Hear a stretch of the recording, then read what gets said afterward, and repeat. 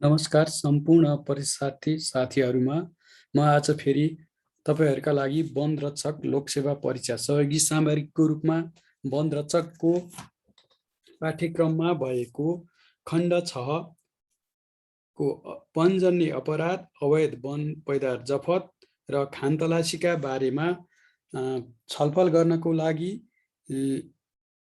भनौं तपाईहरुलाई जानकारी दिनको लागि यो भिडियो लिएर आएको छु। यस भिडियोलाई लाइक गरिदिनु होला, शेयर गरिदिनु होला र मेरो च्यानल भिपी ढकाललाई सब्स्क्राइब गरेर गरिदिनु भएको खण्डमा म तपाईहरुका लागि नयाँ किसिमको भिडियोहरू तयार गरेर लिएर आउने छु, जसमा वनरक्षकको पाठ्यक्रम अनुसारको सम्पूर्ण खण्डहरू हुनेछन् र त्यो पाठ्यक्रमबाट सोध्न सक्ने सम्भावित प्रश्नका र त्यसका जवाफहरूको बारेमा लिएर आउने छु। म एक यो वनरक्षक लोकसेवा दर्पण भन्ने किताबको 4 जना लेखक मध्येको एक लेखक विष्णुप्रसाद ढकाल हुँ र मैले चाहिँ यो किताबमा भएको अब्जेक्टिभ क्वेशन अर्थात् नमुना प्रश्नहरू बाहेक अन्य सम्भावित क्वेशनहरू समेत तपाईहरुका लागि लिएर आउने छु। त्यसैले यो च्यानललाई तपाईहरुले प्रमोट गरिदिनु होला। म तपाईहरुका लागि चाहिँ नयाँ किसिमको भिडियो लिएर आउने छु, जुन तपाईहरुको परीक्षाको लागि एकदमै सहयोगी हुने मैले विश्वास लिएको छु।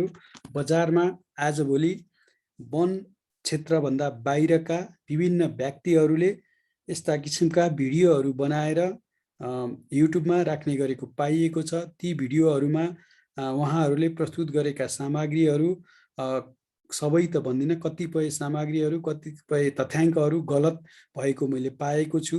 म अरू व्यक्तिहरूले हालेका भिडियोहरूको विरोध भन्दा पनि यहाँ परीक्षामा सहभागी हुने परीक्षार्थीहरूको भविष्यलाई ध्यानमा दिएर मैले यी कुराहरू राखेको हुँ। किन भन्दा कुनै भिडियोहरूमा वन क्षेत्रमा अपडेट भएका तथ्याङ्कहरू गलत छन्, कति कुराहरू गलत छन्। जस्तो उदाहरणको लागि मैले एउटा भिडियोमा के पाएको थिएँ भन्दा नेपालको क्षेत्रफलको संरक्षित क्षेत्रहरू मध्ये शिकार आरक्षले कति प्रतिशत क्षेत्रफल ओगटेको छ भन्ने प्रश्न उहाँले बनाउनु भयो र त्यसको उत्तरमा उहाँले के गर्नुभयो भन्दा त्यो सायद हाम्रै पुस्तकबाट त्यो उहाँले कपी गर्नुभएको हो र मैले उहाँहरूलाई के भनेको थिएँ भन्दा यसरी हाम्रो किताबमा भएका टेक्स्टहरू कपी गरेर तपाईहरु भिडियो बनाएर नहाल्नुस् भनेर उहाँहरूलाई मैले सचेत गराइसकेपछि उहाँहरूले चाहिँ प्रश्न र उत्तर मात्र लिएर आउनुभयो र त्यसमा के गर्नुभयो भन्दाखेरि शिकार आरक्षले कति ढाकेको छ भन्दाखेरि उहाँहरूले के गर्नु भने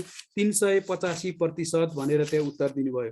यस्तो किसिमको उत्तरहरूले परीक्षार्थीको भविष्यलाई चाहिँ बिगार्ने भएको हुनाले गर्दा त्यो हुनुपर्ने 3.85% हो, तर उहाँहरू वन क्षेत्रभन्दा बाहिरको व्यक्तिहरू हुनुहुन्छ। त्यसकारण उहाँहरूले बनाएको यस्ता किसिमका गलत भिडियोहरू साथीहरूले नसुन्नु होला र अन्य साथीहरूलाई समेत यो बारेमा चाहिँ मैले यो भनेको कुराहरूको जानकारी दिनु होला। किन भन्दा वन क्षेत्रभन्दा बाहिरका व्यक्तिहरूले बनाएको भिडियोहरूमा गलत किसिमका कुराहरू हुन्छन् र त्यसले तपाईहरुको परीक्षामा सफल हुनलाई चाहिँ अवरोध हुन सक्छ। त्यसैले मैले यस्ता किसिमका भिडियो नसुन्न अनुरोध गर्दै म आजको पाठतर्फ जान चाहे। आजको हाम्रो छलफलको विषय छ वनजन्य अपराध। वनजन्य अपराध भनेको के हो हैन, यो अपराध अवैध वन पैदावार जफत कस्तो किसिममा गरिन्छ हैन, के किसिमले गरिन्छ र यो खानतलासीको अधिकार के छ भन्ने विषयमा विशेषतः म दुईवटा ऐनहरुसँग सम्बन्धित भएर यहाँहरुसँगलाई जानकारी दिनेछु।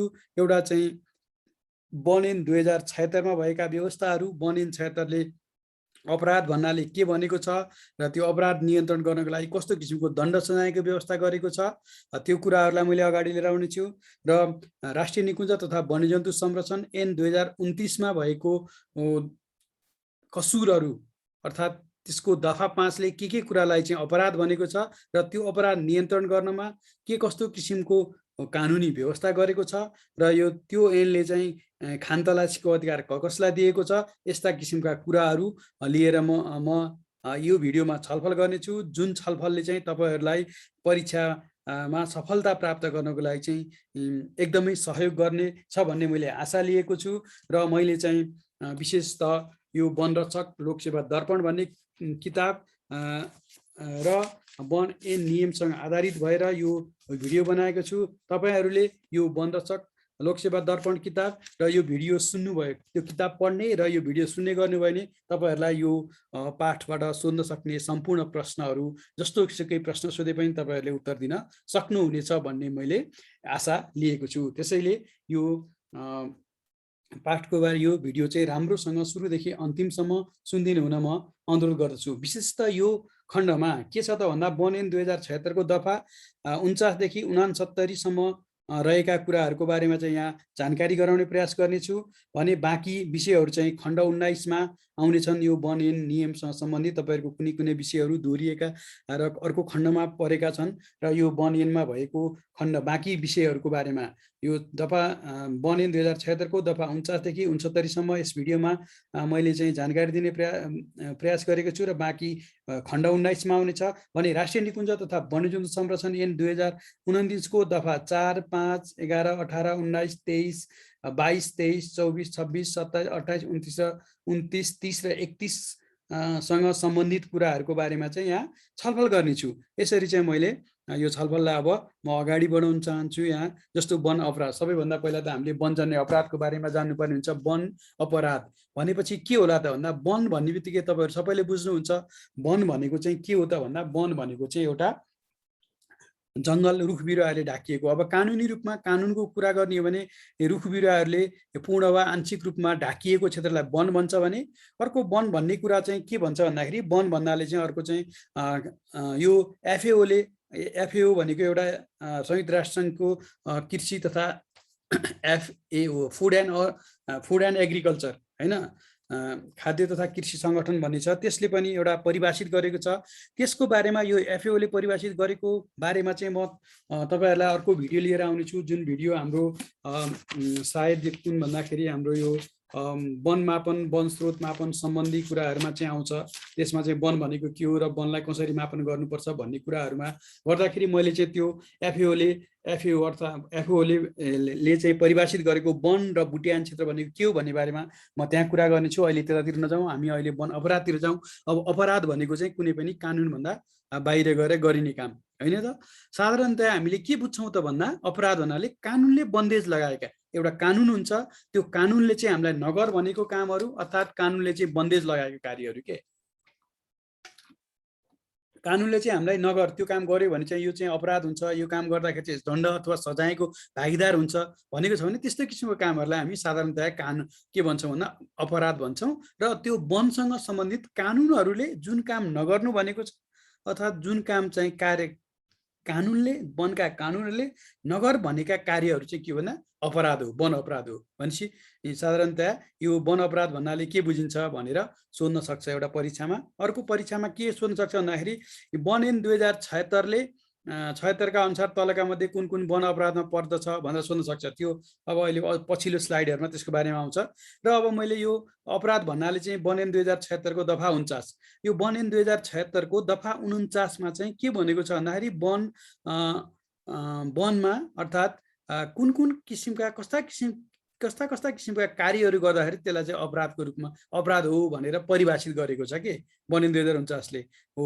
वन ऐन 2049 मा भएको क्रियाकलापहरू गर्यो भने त्यो क्रियाकलापहरू गर्दाखेरि वनमा चाहिँ अपराध भएको भन्ने बुझिन्छ, वन अपराध भएको भन्ने बुझिन्छ। र राष्ट्रिय निकुञ्ज तथा वन्यजन्तु संरक्षण ऐन 2029 को दफा 5 मा राष्ट्रिय निकुञ्ज वा आरक्ष्य भित्र निषेधित कार्यहरूको बारेमा उल्लेख गरिएको छ। के कुराहरू चाहिँ राष्ट्रिय निकुञ्जमा गर्न पाइँदैन, आरक्षमा गर्न पाइँदैन, शिकार आरक्षमा गर्न पाइँदैन, संरक्षित क्षेत्रहरुमा गर्न पाइँदैन भन्ने कुरा चाहिँ दफा 5 मा उल्लेख गरेको छ। तपाईहरुलाई परीक्षामा राष्ट्रिय निकुञ्ज तथा वन्यजन्तु संरक्षण ऐन 2029 को दफा कतिमा राष्ट्रिय निकुञ्ज अथवा आरक्ष्य भित्र निषेध गरेका कार्यहरूको बारेमा उल्लेख गरेको छ भनेर सोध्न सक्छ। अथवा दफा 5 मा तलका मध्ये कुन कुन काम चाहिँ गर्दाखेरि अपराध हो भनेर उल्लेख गरेको छ भनेर सोध्न सक्छ। अनि वन ऐन 2076 को दफा 49 मा के को व्यवस्था गरिएको छ भन्ने कुरा सोध्न सक्छ हैन। दफा 49 अनुसार तलका मध्ये कुन कुन कामहरू गर्दाखेरि चाहिँ वन अपराध हो भनेर सोध्न सक्छ। यो कुराहरूलाई चाहिँ के गर्नुस् भन्दा विशेष त ध्यान दिनुस्। र तपाईहरुले यसरी यो वन ऐन दफा 49 मा के छ भन्दाखेरि कसुरको बारेमा छ, अर्थात् अपराधको बारेमा छ भन्ने थाहा पाउनुभयो भने दफा 49 ले के भन्छ भन्ने कुरा थाहा हुन्छ र त्यसमा भएको के कुराहरू गर्दाखेरि चाहिँ अपराध हुन्छ भन्ने कुरा तपाईहरुले थाहा पाउनु भएपछि के हुन्छ भन्दाखेरि तपाईलाई जसरी प्रश्न सोधे पनि त्यसको उत्तर दिन सफल हुनुहुनेछ भन्ने मैले आशा लिएको छु र निषेधित कार्यहरू यो दफा 5 अनुसारको निषेधित कार्यहरू र त्यस्तो काम कारबाही गरेमा कसुर गरेको मानिनेछ भनेर लेखेको छ।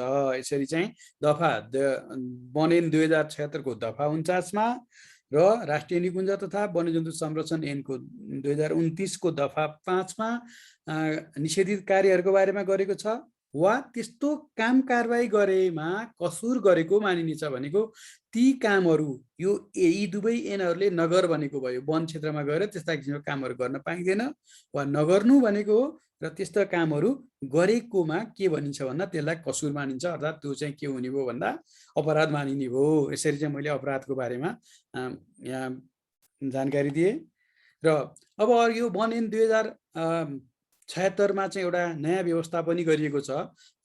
सरी यसमा के भन्न खोज्यो भन्दाखेरि यो अपराध र यसको नियन्त्रण हैन, अपराध र यसको नियन्त्रण तथा कारबाही सम्बन्धी व्यवस्था चाहिँ ऐनमा मात्र हुन्छ के। जस्तो तपाईहरुलाई यो प्रश्न पनि सोध्न सक्छ, कहिलेकाहीँ के सोध्न सक्छ भन्दाखेरि वन ऐन अनुसार कुनै व्यक्तिले वनको जग्गा अतिक्रमण गरेको खण्डमा उक्त व्यक्तिलाई हुने कारबाहीको व्यवस्था, दण्ड सजायको व्यवस्था केमा गरिएको हुन्छ?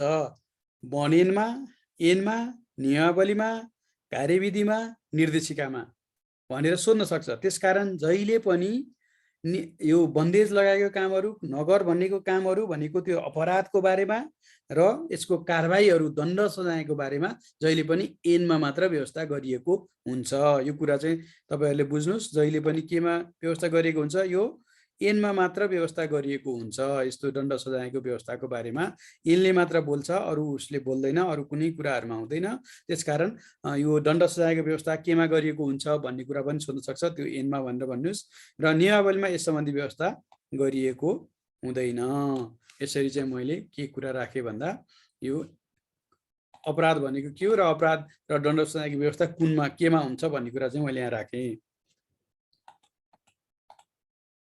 अब अपराध किन हुन्छ होला त? यो अपराध चाहिँ किन गरिन्छ? वन अपराध चाहिँ किन हुन्छ? विशेष त अब हामी यहाँ वनसँग सम्बन्धित कुरा गरिरहेछौँ, वनसँग सम्बन्धित ऐन नियमका कुराहरू गरिरहेछौँ, वन र वन्यजन्तुसँग सम्बन्धित। त्यही भएर हामीले यहाँ चाहिँ वन र वन्यजन्तुसँग सम्बन्धित अपराधकै बारेमा कुरा गर्छौँ। र यो अपराध चाहिँ किन हुन्छ होला त भन्दाखेरि एउटा चाहिँ एकदमै महत्त्वपूर्ण र प्रमुख कुरा भनेको चाहिँ के भन्दा छोटो समयमा ठुलो आर्थिक लाभ लिनको लागि भनेपछि छोटै समयमा मान्छेलाई के हुन्छ भन्दाखेरि धनी हुने विचार आउँछ के। त्यो धनी हुनको लागि एकदमै छोटो समयमा चाहिँ म चाहिँ धनी हुन्छु, म चाहिँ एकदमै आफ्ना इच्छाहरू आकाङ्क्षाहरू पुरा गर्छु भन्ने एउटा उद्देश्यका साथ छोटो समयमा चाहिँ ठुलो आर्थिक लाभ लिने के, एकदमै काया पलट गर्ने आफ्नो जीवनमा चाहिँ त्यो गर्नको लागि चाहिँ मान्छे अपराधमा चाहिँ के हुन्छ? संलग्न हुन्छ। अर्को चाहिँ गरिबी र वैकल्पिक व्यवस्था नहुनु भनेको के हो भन्दाखेरि हामी चाहिँ अधिकांश हाम्रो समुदाय ग्रामीण समुदायमा बसोबास गरेको छ नेपालीहरूको, र सबै धेरै जसो मानिसहरू कि गरिबीको चरम रेखा मुनि रहेका छन्, जसलाई चाहिँ के छ त भन्दाखेरि दुई छाक खानको लागि पनि नपुग्ने अवस्था छ। हो यस्तो अवस्थामा चाहिँ गरिबीको कारणले गर्दा के गरिन्थ्यो भन्दा अपराधमा चाहिँ के हुन्छ भन्दाखेरि गरिबहरूलाई प्रयोग गर्ने र त्यसको मुख्य नायकी अरू नै हुन्छ। त्यो नायकीले चाहिँ के गर्छ भन्दाखेरि अलिकति पैसाको प्रलोभन दिन्छ, उसलाई लोभ देखाउँछ र उसलाई चाहिँ के समस्या के हुन्छ त भन्दाखेरि खाना लाउनको समस्या हुन्छ। त्यसलाई परिपूर्ति गर्नको लागि पनि उसले चाहिँ के गर्छ?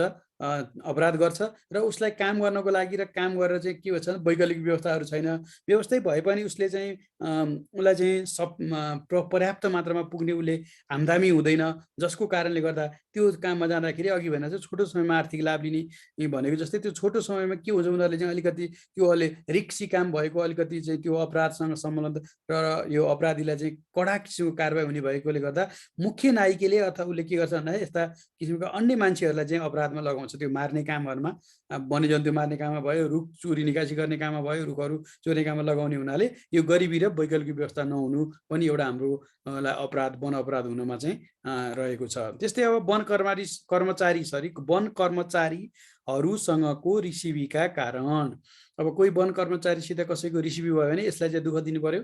यसलाई चाहिँ भोलि यो ठाउँ जस्तो एउटा जङ्गलमा जङ्गल क्षेत्र हेर्ने एउटा सब डिभिजनको वन रक्षकहरू हुनुहुन्छ अथवा रेन्जर हुनुहुन्छ अथवा सहायक वन अधिकृत हुन्छ, उहाँहरूसित कोही व्यक्तिको चाहिँ व्यक्तिगत रूपमा रिसिभ पर्यो आफ्नै कुनै कारणहरूले भने यो व्यक्तिलाई चाहिँ अब दुःख दिनु पर्यो, यसको जागिरलाई चाहिँ म धरापमा पारिदिन्छु भनेर त्यहाँ गएर चाहिँ कस्तो भनेदेखि अन्नाधुन्ना रूपले चाहिँ कहिलेकाहीँ रुख काटिदिने कामहरू गर्ने अथवा वन्यजन्तुहरू मारिदिने काम गर्ने, यस्तो गर्ने, यसरी पनि चाहिँ वन अपराध हुने गरेको पाइन्छ। साधारणतया धेरै यो यस्तो किसिमको अपराध धेरै नै नभए पनि केही र कहिलेकाहीँ यस्तो पनि हुने गरेको पाइन्छ। र वन्यजन्तुहरूबाट हुने धनजनको क्षतिको प्रतीकात्मक रिस्पेर्न भनेको कस्तो छ त भन्दाखेरि वन्यजन्तुहरू चाहिँ के हुन्छ त कहिलेकाहीँ मानव बस्तीहरूमा पनि प्रवेश गर्छन्, बालीनाली नाश गर्छन्, घरगोठहरू नाश गर्छन्, गाई बस्तुहरू खाइदिन्छन् होइन, बाघहरूले, चितुवाहरूले, भालुहरूले, त्यसपछिबाट हात्तीहरूले चाहिँ त्यो त्यस्तै किसिमको अन्नबालीहरूको नाश गर्ने, घरहरू भत्काउने, मान्छे समेत मार्ने गर्छ।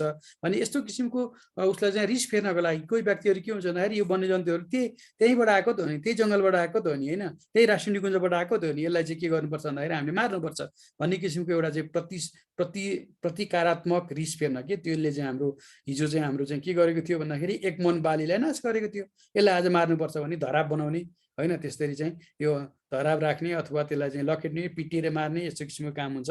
यसरी चाहिँ पनि के हुन्छ भन्दाखेरि अपराध गर्ने काम गरिरहेका हुन्छन्। अब यो वन अपराधलाई नियन्त्रण गर्न चाहिँ वन ऐनको दफा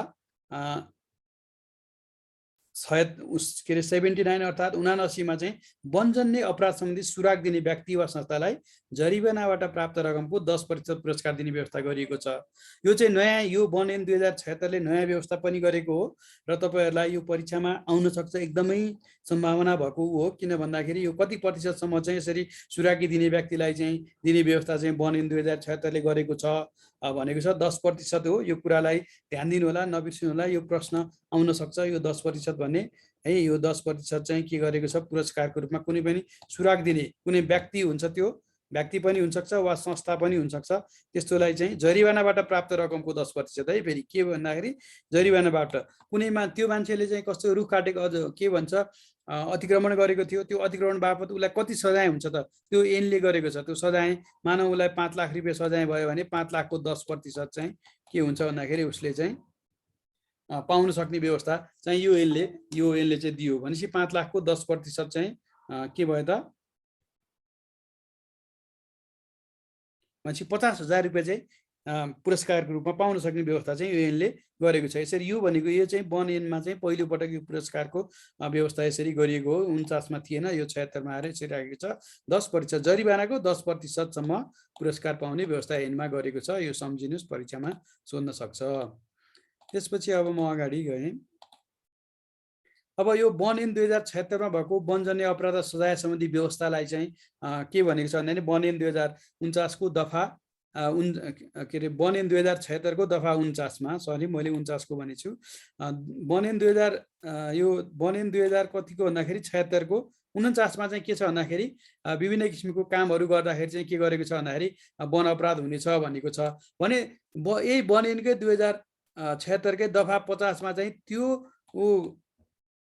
वन अपराध गरेको खण्डमा वा त्यो कसुर गरेको खण्डमा कस्तो किसिमको सजाय हुनेछ भन्ने बारेमा चाहिँ व्याख्या गरेको छ। मैले यसलाई चाहिँ तपाईहरुको सजिलोको लागि, बुझ्नको लागि सजिलो हुन्छ भन्ने उद्देश्यले के गरेको छु भन्दा एउटा टेबलमा बनाएर देखाउने प्रयास गरेको छु। जस्तो यतातिर के छ भन्दाखेरि दफा 49 मा भएको कुराहरू कसुर वा वन अपराध भनिन्छ। कसुर भनेको कुनै पनि अपराध गर्ने काम, अपराधलाई कसुर भनिन्छ भने दण्ड सजाय चाहिँ 50 मा, दफा 50 मा छ। अब यस्तो प्रश्न पनि सोध्न सक्छ, के सोध्न सक्छ भन्दाखेरि वन ऐन 2076 को कुन दफामा चाहिँ दण्ड सजायको बारेमा व्यवस्था गरिएको छ र काम कारबाही अथवा काम कस्तो किसिमको अपराधको बारेमा कुन दफामा चाहिँ व्यवस्था गरिएको छ भन्ने कुरा पनि सोध्न सक्छ परीक्षामा। यो पनि सम्झिनुस्। अब यो 49 को दफा 49 को क मा के भनेको छ भन्दाखेरि यसमा चाहिँ दफा 49 मा चाहिँ के भनेको छ भन्दा त्यो अपराध चाहिँ कुन कुन काम गरेको खण्डमा अपराध हुनेछ भनेको छ। जस्तो क मा के भनेको, राष्ट्रिय वनभित्रको जग्गा दर्ता गरेमा वा गराएमा त्यो चाहिँ अपराध हुनेछ। राष्ट्रिय वन भनेपछि हाम्रो के भयो, हामीले चाहिँ राष्ट्रिय वन भनेको चाहिँ वन ऐन अनुसार चाहिँ 6 वटा वनहरू नै हुन्छ। 6 प्रकारका वनहरू हुन्छ। जस्तो चाहिँ सरकारद्वारा व्यवस्थित वन, सामुदायिक वन होइन, अनि वन संरक्षण क्षेत्र, अनि त्यसपछि कबिलियती वन, धार्मिक वन, अनि अर्को साझेदारी वन। यसरी चाहिँ 6 वटा वनहरू नै के हो भन्दाखेरि राष्ट्रिय वनहरू हुन्।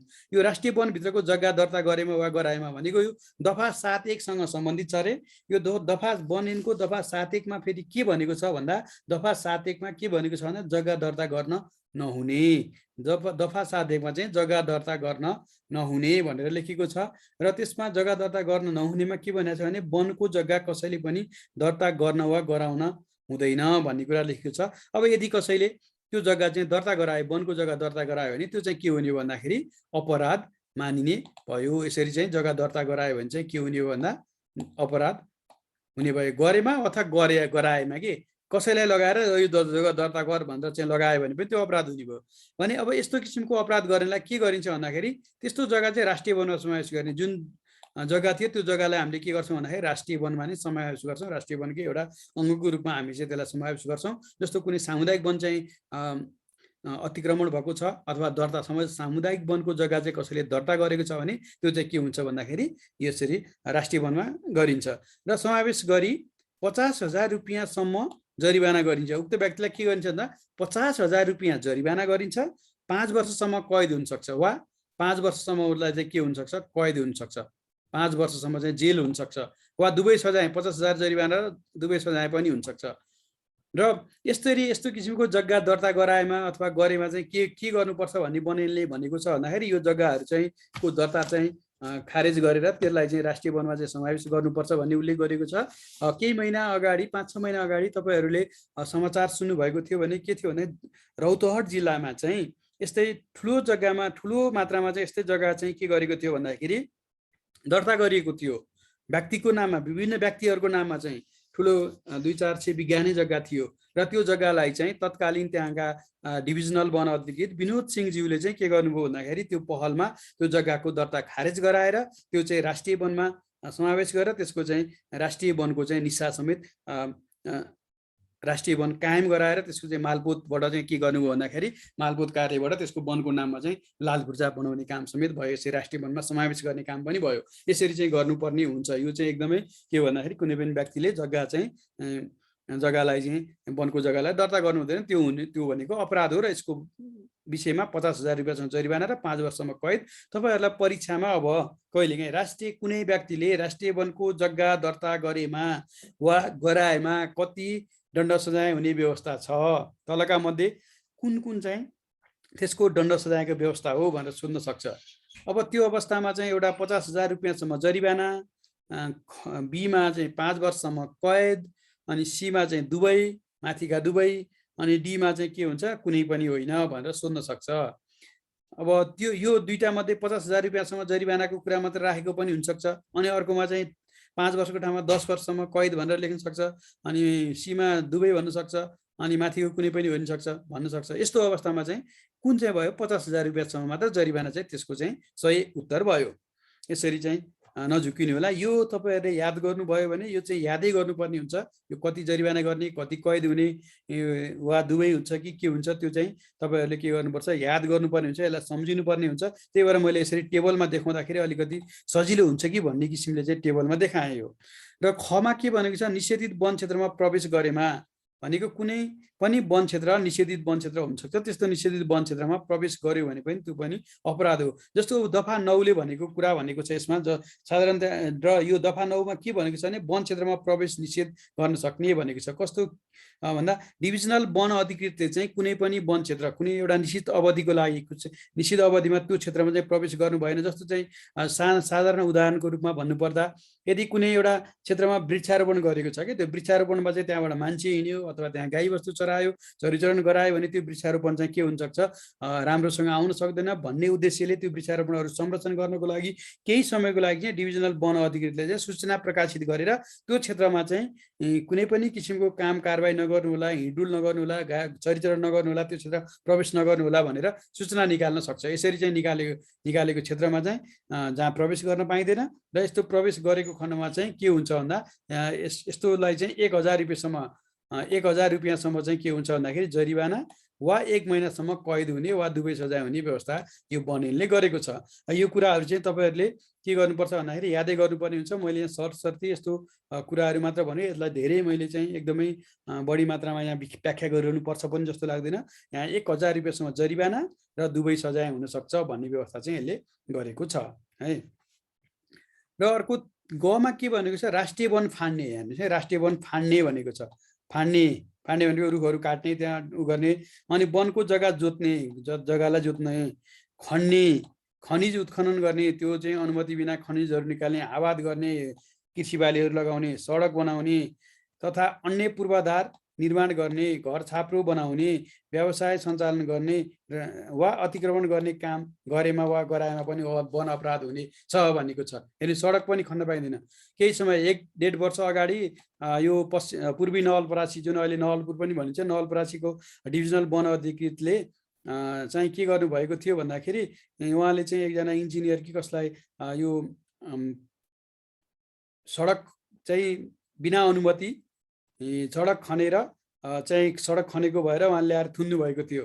र यो चाहिँ राष्ट्रिय पत्रिकाहरूले ठुलो चासोका साथ समाचारहरूले पनि प्रकाशित गरेका थिए। हेर्नुहोस्, यसरी चाहिँ राष्ट्रिय वनको कुनै पनि जग्गा चाहिँ के गर्छ भन्दाखेरि त्यो सडकहरू बनाउन त्यतिकै पाइँदैन, त्यो पनि एउटा अपराध हो। त्यसकारण उहाँलाई थुनिएको थियो। हेर्नुहोस्, त्यो सरकारी कर्मचारी भए तापनि, किन भन्दा उहाँले चाहिँ वन ऐनको बर्खिलापमा गएर काम गर्नुभएको थियो। एउटा समन्वय नगरिकन हामीले चाहिँ बाटो विकास निर्माण गर्ने, बाटो बनाउने भन्दैमा समन्वय नगरिकन र यस्तो किसिमको काम नगरेर यसरी चाहिँ राष्ट्रिय वनको जग्गा फाँड्ने, जोत्ने, खनिज खन्ने, हैन, आबाद गर्ने, सडक बनाउने, पूर्वाधार निर्माण गर्ने, घर छाप्रो बनाउने, व्यवसाय सञ्चालन गर्ने वा अतिक्रमण गर्न वा गराउन पाइँदैन। अब यस्तो गरेमा कस्तो, यसलाई चाहिँ कस्तो, यो कसुरमा चाहिँ कस्तो किसिम सजाय हुन्छ भन्दा 1 लाख रुपियाँसम्म जरिवाना है, 5 वर्षसम्म, यहाँ 5 वर्षसम्म के भनेको छ भन्दाखेरि 5 वर्षसम्म कैद वा दुवै सजाय। 5 वर्षसम्म कैद हो, यहाँ छुटेको रहेछ कैद,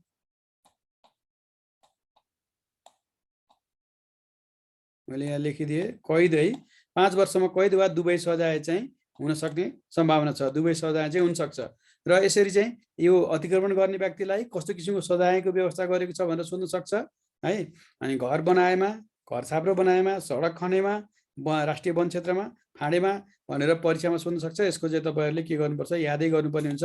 1 लाख रुपियाँसम्म जरिवाना गर्छ, 5 वर्षसम्म कैद वा दुवै सजाय हुन्छ। र सो जग्गामा बनाएको घर वा छाप्रो र प्रयोग भएका मेसिनरी औजार समेत जफत हुनेछ। यदि त्यो जग्गामा घर बनाएको छ, छाप्रो बनाएको छ भने त्यस्ता छाप्राहरू पनि के हुन्छ भन्दाखेरि अब जफत गरिनेछ, वन कार्यालयले जफत गर्नेछ। र त्यस्तो कसुर गर्दा वन परिवार हटाएमा भनेको त्यो यदि यो अतिक्रमण गरेको छ, यो अतिक्रमण गर्दाखेरि चाहिँ त्यहाँ चाहिँ रुखहरू पनि घटाए के, रुखहरू पनि काट्यो उसले भने त्यस्तोमा चाहिँ सो बापतको हुने, त्यो नोक्सानी भयो भने सो बापतको हुने सजाय समेत हुनेछ। भनेको त्यो कतिवटा रुख चाहिँ उसले काट्यो, 10 वटा रुख काट्यो भने 10 वटा रुखको चाहिँ मानौँ चाहिँ एउटा रुख चाहिँ 10 क्युबिक फिटको दरले चाहिँ 100 क्युबिक फिट उसले चाहिँ रुखहरू त्यहाँबाट हटायो भने 100 क्युबिक फिटको चाहिँ कति भयो त त्यसको चाहिँ बिगो, अर्थात् त्यसकोले कति चाहिँ बिगो गर्यो, त्यो बिगो अनुसारको यहाँ यसमा चाहिँ अर्को दफामा चाहिँ अर्को नियममा चाहिँ के भनेको छ भन्दाखेरि त्यस्तोलाई चाहिँ कारबाही गर्ने कुरा चाहिँ यहाँ अर्को तलको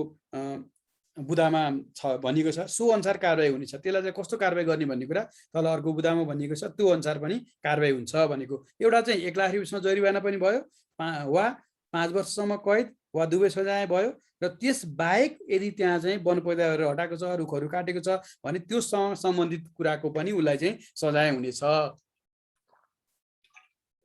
भन्ने कुरा यसले भनेको हो। यसकारण त्यो नजुकिने होला। यो बाहेक प्लस हो, यो भनेको चाहिँ प्लस, यदि उसले चाहिँ त्यहाँ रुखहरू हटाएको छ त्यो समेत सजाय हुन्छ भन्ने कुरा गरेको हो। यसरी मैले यो कुरा राखेँ। यहाँ म अगाडिको उसमा जान चाहन्छु, स्लाइडमा। ल, अर्को घमा के भन्छ, राष्ट्रिय वनमा आगो लगाउने वा आगलागी हुने जाने कुनै पनि कार्य गरेमा भनेको अब हामीले चाहिँ वनमा आगो लगाउनु पनि हुँदैन। आगो लगाए कसैले भने त्यो पनि के हो भने वन अपराध हो। त्यसकारण तपाईँहरूलाई परीक्षामा जङ्गलमा राष्ट्रिय वनमा आगो लगाएमा कस्तो किसिमको दण्ड सजायको व्यवस्था गरिएको छ वन ऐन 2076मा वा वन ऐन 2076 अनुसार चाहिँ अपराध भन्नाले के बुझिन्छ भन्दाखेरि चाहिँ तल 1 मा चाहिँ जग्गा खनजोत गरेमा, हैन, जग्गा दर्ता गरेमा, अनि सीमा चाहिँ आगो लगाएमा, र डीमा चाहिँ माथिका सबै भने माथिका सबै चाहिँ उत्तर हुन्छ।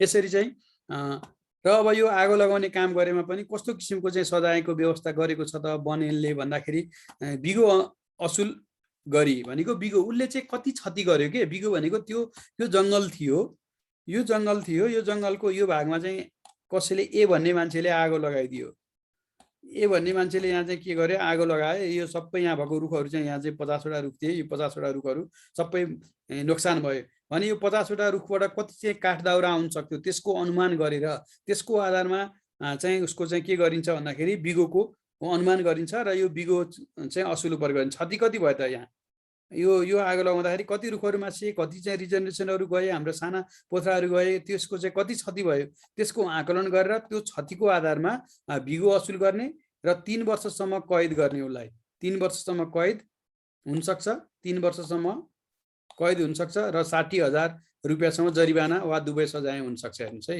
यसरी भनेपछि यसमा के छ भन्दाखेरि 60,000 रुपियाँ जरिवाना पनि हुनसक्छ 3 वर्षसम्म कैदको पनि व्यवस्था गरिएको छ यसरी चाहिँ यो कुराहरू सोध्न सक्छ कति वर्षसम्म कैद गरिएको छ भनेर मात्र पनि सोध्न सक्छ कि राष्ट्रिय वनमा आगो लगाए खण्डमा कति वर्षसम्म कैद हुने व्यवस्था छ भन्ने पनि सोध्न सक्छ बिगो असुल गरी 3 वर्षसम्म कैद वा 60,000 कति जरिवाना गर्ने व्यवस्था छ भनेर पनि परीक्षामा सोध्न सक्छ यो कुरा चाहिँ यादै गर्नुपर्ने हुन्छ है अब अर्को ङमा के भन्छ निषेध गरेका वन क्षेत्रभित्र चौपाया प्रवेश गराएमा वा चराएमा भनेको चौपाया भनेको के हो त भन्दा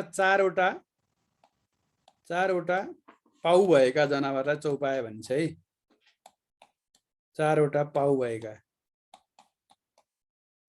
थाहा पाउनुहुन्छ चौ भनेको 4 पाया भनेको खुट्टा 4वटा खुट्टा भएका जनावरहरू के हुन् भन्दा चौपाया हुन् प्रवेश गराएमा र वन जङ्गलमा चाहिँ यो गाई बस्तुहरू वस्तुभावहरू घरपालुवा वस्तुभावहरू पनि प्रवेश गराउन पाइँदैन त्यो प्रवेश गराएमा पनि के हो भन्दा त्यो वन अपराध हो र यस्तो कसुरमा चाहिँ कस्तो किसिमको हुन्छ प्रत्येक चौपायालाई देय अनुसार जरिवाना हुन्छ भेडा र बाख्रा जातको होइन 50 देखि 500 रुपियाँसम्म जरिवाना गर्ने एउटा भेडा छ भने त्यसलाई 50 रुपियाँदेखि 500 रुपियाँसम्म जरिवाना हुन सक्छ है यस्तो केसमा चाहिँ यो ङ अनुसारको उसमा चाहिँ कैदको व्यवस्था गरिएको छैन यो सम्झिनुस् कैदको व्यवस्था नगरिएको वन अपराध कुन हो भनेर सोध्न सक्छ है तल अरू कुनैमा पनि छ कि त्यो हेरौँला अहिले हैन तर साधारणतया मलाई लाग्छ यो निषेध यो चौपायाहरू प्रवेश गराएमा वा चराएमा हुने अपराधमा चाहिँ के गरिन्छ भन्दाखेरि यसमा चाहिँ कैदको व्यवस्था छैन जरिवाना मात्र छ र हात्ती भएमा चाहिँ 1,000 देखि 5,000 रुपियाँसम्म जरिवाना गराउने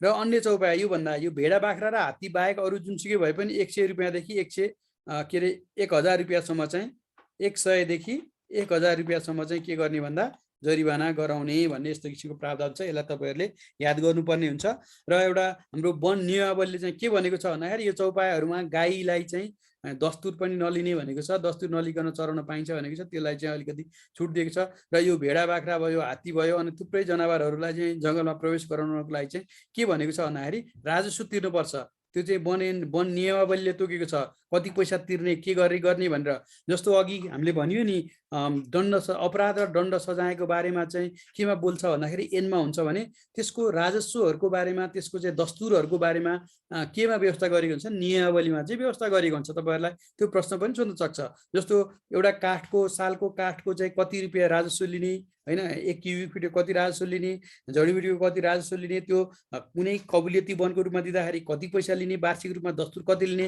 भन्ने जस्तो कुराहरू चाहिँ नियमावलीमा हुन्छ र यो अपराध र दण्ड सजाय चाहिँ एनमा हुन्छ है यो कुरा बुझ्नुस् र अब चमा के भन्छ भन्दा राष्ट्रिय वन क्षेत्रबाट वन पैदावार हटाउने त्यो वन पैदावार चाहिँ हटाए अघि आएको थियो नि यो उसमा चाहिँ के भनेको थियो अतिक्रमण गरेको ठाउँमा अघि हामीले गमा के भनेको थियौं यदि त्यो अतिक्रमण गरेको ठाउँमा अथवा त्यहाँ चाहिँ अन्य वन पैदावारहरू पनि हटायो भने त्यो सो बाबतको हुने चाहिँ दण्ड सजाय समेत हुनेछ भनेको यहाँ आयो हेर्नुस् है वन पैदावार उनीहरूले रुखहरू काट्यो भने वन पैदावार हटाउने बिना इजाजत वन पैदावार ओसार पसार गर्ने हेर्नुस् इजाजत नलिकन वन पैदावार ओसार पसार पनि गर्न पाइँदैन हिजो हामीले ओसार पसारको बारेमा के कुराहरू पढेका थियौँ हैन ओसार पसार गर्दाखेरि चाहिँ कस्तो कुन नियम लागू हुन्छ भन्ने कुरा चाहिँ हिजोको भिडियोमा हामीले बनेका थियौँ मैले योभन्दा अघिल्लो भिडियोमा राखेको छु त्यो चाहिँ के भन्दाखेरि वन पैदावारको ओसार पसार टाँचा को बारेमा कुरा गरेको छु त्यो भिडियो पनि हेर्नुस् त्यो हेर्दाखेरि थाहा हुन्छ र संकलन गरिराखेमा भनेको संकलन गर्दाखेरि पनि इजाजत लिनुपर्छ त्यतिकै हामीले संकलन गर्न पाइँदैन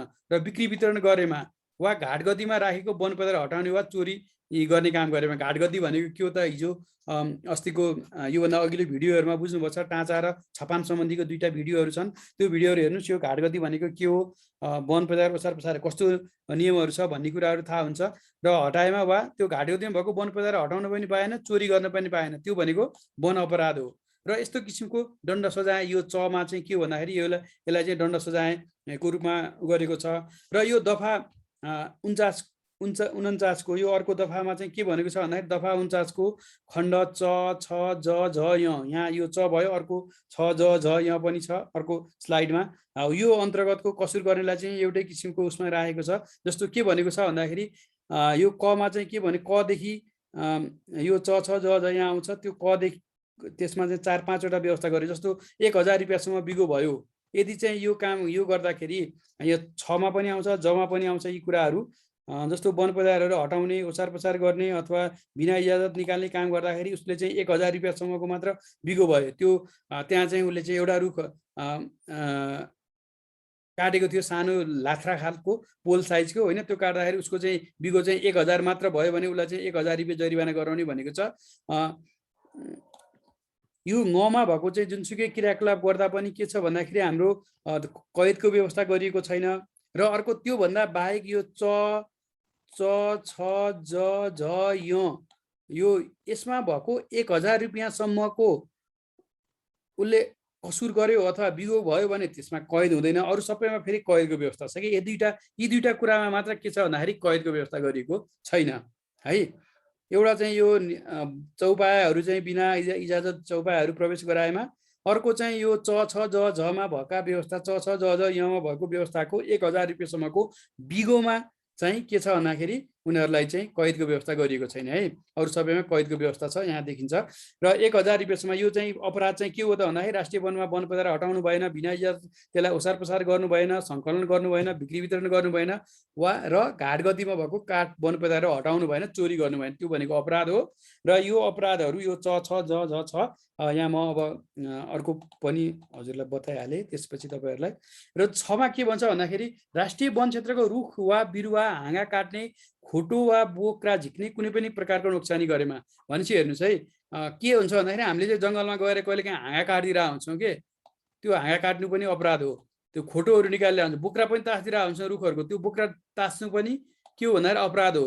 र कुनै पनि प्रकारले नोक्सानी, अर्को कुनै पनि प्रकारको त्यसलाई नोक्सानी गर्नु भएन। अनि जमा के भन्छ, इजाजत प्राप्त गरी राष्ट्रिय वनबाट रुखहरू काट्दा उसलाई चाहिँ कुनै पनि व्यक्तिलाई चाहिँ के गरेको छ भन्दाखेरि इजाजत दिएको छ। त्यो जङ्गलबाट त्यो प्लटबाट चाहिँ यो एउटा प्लट भयो, होइन? यो प्लटमा चाहिँ उसलाई चाहिँ रुख काट्नलाई अनुमति छ।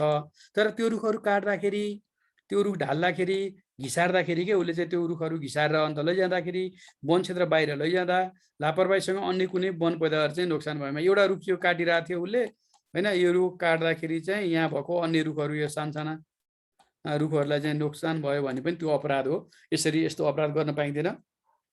र अर्को चाहिँ के भनेको छ भन्दाखेरि जस्तो यो वन क्षेत्रबाट बग्ने नदीजन्य पदार्थ, ढुङ्गा, गिट्टी, बालुवा वा माटो झिक्ने, गोल वा चुन पोल्ने वा यी वस्तुहरूबाट अरू तयारी माल बनाउने वा सङ्कलन गर्ने र खनिज पदार्थ निकाल्ने वा सङ्कलन गर्ने कार्य गरेमा भनेको के भन्यो भन्दाखेरि नदी, ढुङ्गा, गिट्टी, बालुवा, माटो, गोलहरू पनि पोल्नु भएन जङ्गलमा, होइन? यो खोलाहरूबाट, नदी वनबाट जाने खोलाबाट ढुङ्गा, गिट्टी, बालुवा केही पनि निकाल्नु भएन, चुन पोल्नु भएन, यी वस्तुहरूबाट अरू तयारी माल बनाउनु भएन, सङ्कलन गर्नु भएन, खनिज पदार्थ निकाल्ने काम गरेर पनि यो चाहिँ अपराध हो। अब यहाँको अपराध भनेको के छ त्यसपछि अनि उसको बारेमा गरौँला है। यहाँको अपराध भनेको फेरि के छ भन्दाखेरि वन पैदावारको पुर्जीको शर्त उल्लङ्घन गरी वन पैदावार नोक्सानी गर्ने भनेको वन पैदावार निकाल्नलाई चाहिँ उनीहरूलाई पुर्जी दिएको छ। तर त्यो पुर्जीको शर्तहरू, विभिन्न किसिमको शर्तहरू हुन्छ त्यो पुर्जीमा, त्यो शर्तहरू चाहिँ उल्लङ्घन गर्यो। यसरी यो के छ भन्दाखेरि च छ ज झ य को बारेमा। अब चमा के थियो भन्दाखेरि कुनै पनि रुख बिरुवाहरू काट्न भएन, ओसार पसार गर्नु भएन, अनुमति बिना त्यसलाई चाहिँ एक ठाउँबाट अर्को ठाउँ लानु भएन, बिक्री गर्नु भएन, घाटगद्दीमा राखेकालाई चोर के भन्छ, घाटगद्दीमा राखेको काठ दाउराहरूलाई चाहिँ चोर्नु भएन अथवा साट्नु भएन। त्यस्तो गर्यो भने अब 6 मा राष्ट्रिय वनको रुख बिरुवाहरूको हाँगा काट्ने, खोटो निकाल्ने, बोक्रा झिक्ने वा कुनै पनि प्रकारको नोक्सानी गर्नु भएन। र जमा इजाजत प्राप्त राष्ट्रिय वनबाट रुखहरू काट्दाखेरि अन्य रुख बिरुवाहरूलाई चाहिँ नोक्सान पुर्याउनु भएन। र अर्को झमा चाहिँ वनबाट बग्ने खोलाहरूबाट ढुङ्गा गिटी बालुवा माटो आदि झिक्नु भएन, गोल पोल्ने काम गर्नु भएन, चुन पोल्ने काम गर्नु भएन हैन। र यो वस्तुहरूबाट तयारी मालहरू त्यहाँ बनाउनु भएन र सङ्कलन गर्ने खनिज पदार्थ निकाल्ने काम गर्नु भनेको चाहिँ के हो भन्दाखेरि अपराध हो भन्छ भने वन पैदावार अब अर्को चाहिँ यहाँमा के भन्छ भन्दाखेरि त्यो वन पैदावारहरू निकाल्दाखेरि पुर्जी दिएको हुन्छ, त्यो पुर्जीको शर्त अनुसार नगरेर सो शर्त अनुसार भनेको कस्तो उसलाई चाहिँ 50 सेन्टिमिटर डायमिटरको रुख काट्नुपर्ने थियो तर उसले चाहिँ गएर 55 सेन्टिमिटरको काटिदियो हैन। यस्तो किसिमको के अब जस्तो चाहिँ उसले त्यो पुर्जीमा के भनेको थियो सङ्कलन आदेशमा भन्दाखेरि उसले चाहिँ 10 किलो चाहिँ गुच्ची च्याउ सङ्कलन गर्ने आदेश थियो तर उसले चाहिँ 25 किलो सङ्कलन गर्यो। अथवा उसलाई चाहिँ यो एउटा वन क्षेत्र भयो भनेको यो एउटा चाहिँ वन क्षेत्र यो ए भन्ने वन क्षेत्र भयो होइन। उसलाई ए भन्ने वन क्षेत्रबाट चाहिँ वन पदार्थ निकाल्न भनेको थियो, उसले बीमा आएर सङ्कलन गर्यो के हो, यो चाहिँ पुर्जीको उल्लङ्घन गर्यो हो। यस्तो गर्यो भने पनि उसलाई के हुन्छ, त्यो पनि वन अपराध हो। अब यस्तो किसिमको अपराधमा के किसिमको दण्ड सजायको व्यवस्था गरिएको छ त भन्दाखेरि हेर्नुहोस् है, कमा के भनेको छ भन्दाखेरि यो कमा चाहिँ हामीले अघिल्लो स्लाइडमा गरेको थियौँ 1000 रुपियाँसम्म उसको बिगो भयो भने उसलाई 1000 रुपियाँ नै जरिवाना गर्ने होइन। 1000 रुपियाँसम्म चाहिँ बिगो भयो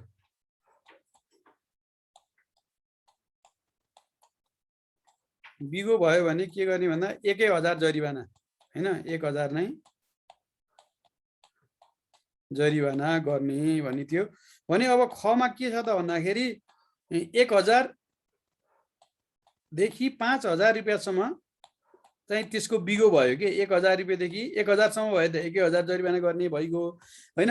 अब खमा के भन्छ 1000 रुपियाँदेखि 5000 रुपियाँसम्म चाहिँ बिगो भयो भने बिगो बमोजिमको जरिवाना गर्ने। बिगो कति भयो त भन्दा जति नै भयो 1001 भयो भने 1001 गर्ने, 5000 भयो भने 5000 गर्ने र 1 महिनासम्म कैद पनि व्यवस्था गर्यो हेर्नुहोस् है, अथवा दुवै गर्यो ल हेर्नुहोस्। अब खमा चाहिँ त्यो यी ज यहाँको अपराध गर्दाखेरि 5000 देखि 50000 रुपियाँसम्मको बिगो भयो, 50000 सम्मको भयो भने उसलाई चाहिँ बिगो बमोजिमको जरिवाना गर्ने र 3 महिनासम्म कैद गर्ने र 50000 देखि 1 लाख रुपियाँसम्म बिगो भयो भने बिगो बमोजिमको जरिवाना गर्ने, 6 महिनासम्म कैद गर्ने। फरक भनेको यति मात्र हो हेर्नुहोस् है, यो कैदको व्यवस्था मात्र फरक छ, अरू सबै उही छ। किन भन्दा बिगो बमोजिमको जरिवाना गर्ने र 1 लाखदेखिबाट 1 लाख रुपियाँदेखिबाट के छ भन्दाखेरि अर्को चाहिँ 1 लाखदेखिबाट चाहिँ 5 लाख रुपियाँसम्म भयो बिगो अनुसार बमोजिम जरिवाना गर्ने र 1 वर्षसम्म उसलाई के गर्ने, कैद गर्ने। अब उता के भन्छ अर्को भन्दाखेरि 5 लाख रुपियाँभन्दा जति भए पनि के गर्ने भन्दा बिगो बमोजिमको डबल चाहिँ उसलाई के गर्ने भन्दा हेर्नुहोस् है, बिगो बमोजिमको डबल 5 लाख रुपियाँसम्म भन्दा बढी जतिसुकै बिगो भयो भने पनि बिगोको दोबर जरिवाना गर्ने र 2 वर्षसम्म कैद गर्ने। भनेपछि यो ज मा चाहिँ तपाईँलाई एकदम सम्झिन सजिलो छ। म सजिलो तरिका भनिदिन्छु। जस्तो त्यसले 6 वटा व्यवस्था गरेको छ, 1 2 3 4 5 6 वटा। कमा 1 नम्बर अथवा क नम्बरमा के भनेको छ 1000 रुपियाँसम्म जरिवाना भयो भने उसलाई 1000 रुपियाँसम्म मात्र बिगो अनुसार जरिवाना गर्ने। यो 1000 रुपियाँ ज अनुसार गर्दाखेरि 1000 सम्म मात्र भयो भने उसलाई कैद हुँदैन। र अर्को चाहिँ हाम्रो ङ अनुसारको उसले कसैले चाहिँ अपराध गर्यो भने कैद हुँदैन, त्यो प्रश्न सोध्न सक्छ। र खमा के भनेको छ 1000 देखि पहिला चाहिँ 1000 सम्म भयो, 1000 देखि 50000 सम्मको त्यो भयो भने चाहिँ के हुन्छ भन्दाखेरि बिगो अनुसारको जरिवाना भयो र 1 महिनासम्म कैद। त्यसपछि गएर 5000 देखि 50000 रुपियाँसम्मको बिगो भएमा चाहिँ बिगो अनुसारको जरिवाना एउटै भइहाल्यो, सबैमा एउटै छ र 3 महिनासम्म कैद भयो। 1 महिना, 3 महिना, 6 महिना, 1 वर्ष र 2 वर्ष कैद भयो। र अन्तिमको च नम्बरको चाहिँ 5 लाख रुपियाँभन्दा बढी उसले क्षति गरेको छ भने त्यसलाई चाहिँ दोबर जरिवाना हुन्छ। अरूमा चाहिँ के हुन्छ भन्दाखेरि बिगो बमोजिमको जरिवाना हुन्छ। त्यो कुरा यति सम्झिनुहोस्। यस्तो किसिमको प्रश्नहरू परीक्षामा सोध्न सक्छ, त्यसकारण यो कुराहरूलाई चाहिँ याद गर्नुहोस्, तपाईँहरूले यादै गर्नुपर्ने हुन्छ है।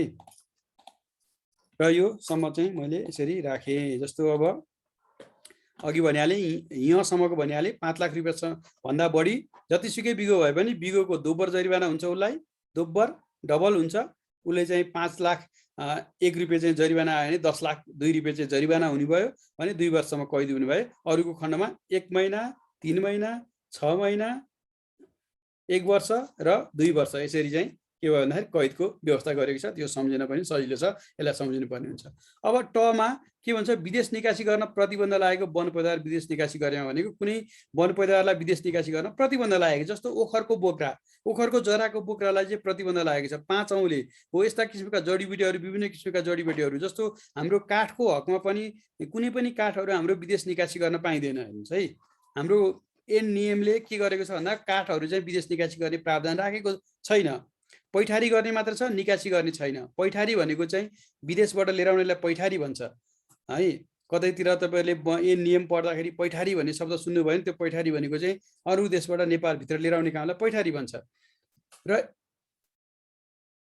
र यस्तो कसुर गर्नेलाई, कसैले त्यो प्रतिबन्ध लागेको ऊ चाहिँ विदेश निकासी गर्न लागेर विदेश निकासी गर्यो भने कसुर गर्ने सम्बन्धित वन पैदावार जफत गर्ने, जुन चाहिँ त्यो वन पैदावार जफत गरेर लिने, बिगोको दोब्बर जरिवाना गर्ने। त्यो वन पैदावार बेच्दाखेरि अथवा त्यो राजस्वको दरले हिसाब गर्दाखेरि कति त्यसको बिगो हुन्छ, त्यो बिगोको दोब्बर जरिवाना गर्ने र 3 वर्षसम्म कैद वा दुवै सजाय चाहिँ त्यो व्यक्तिलाई हुनसक्छ। र अब ठमा चाहिँ अर्को वन सिमाना उखेल्ने, सार्ने, फेर्ने, मेट्ने, बिगार्ने काम हो। यो वनको सिमाना उखेल्नु पनि हुँदैन, सार्नु पनि हुँदैन, मेट्नु पनि हुँदैन, फेर्नु पनि हुँदैन। पहिला के थियो भने वनको सिमानाहरू चाहिँ विभिन्न किसिमको काठको पिलर अथवा सिमेन्टको पिलरहरू लगाएर के गर्ने थियो, छुटाउने चलन थियो आबादी क्षेत्रहरूबाट।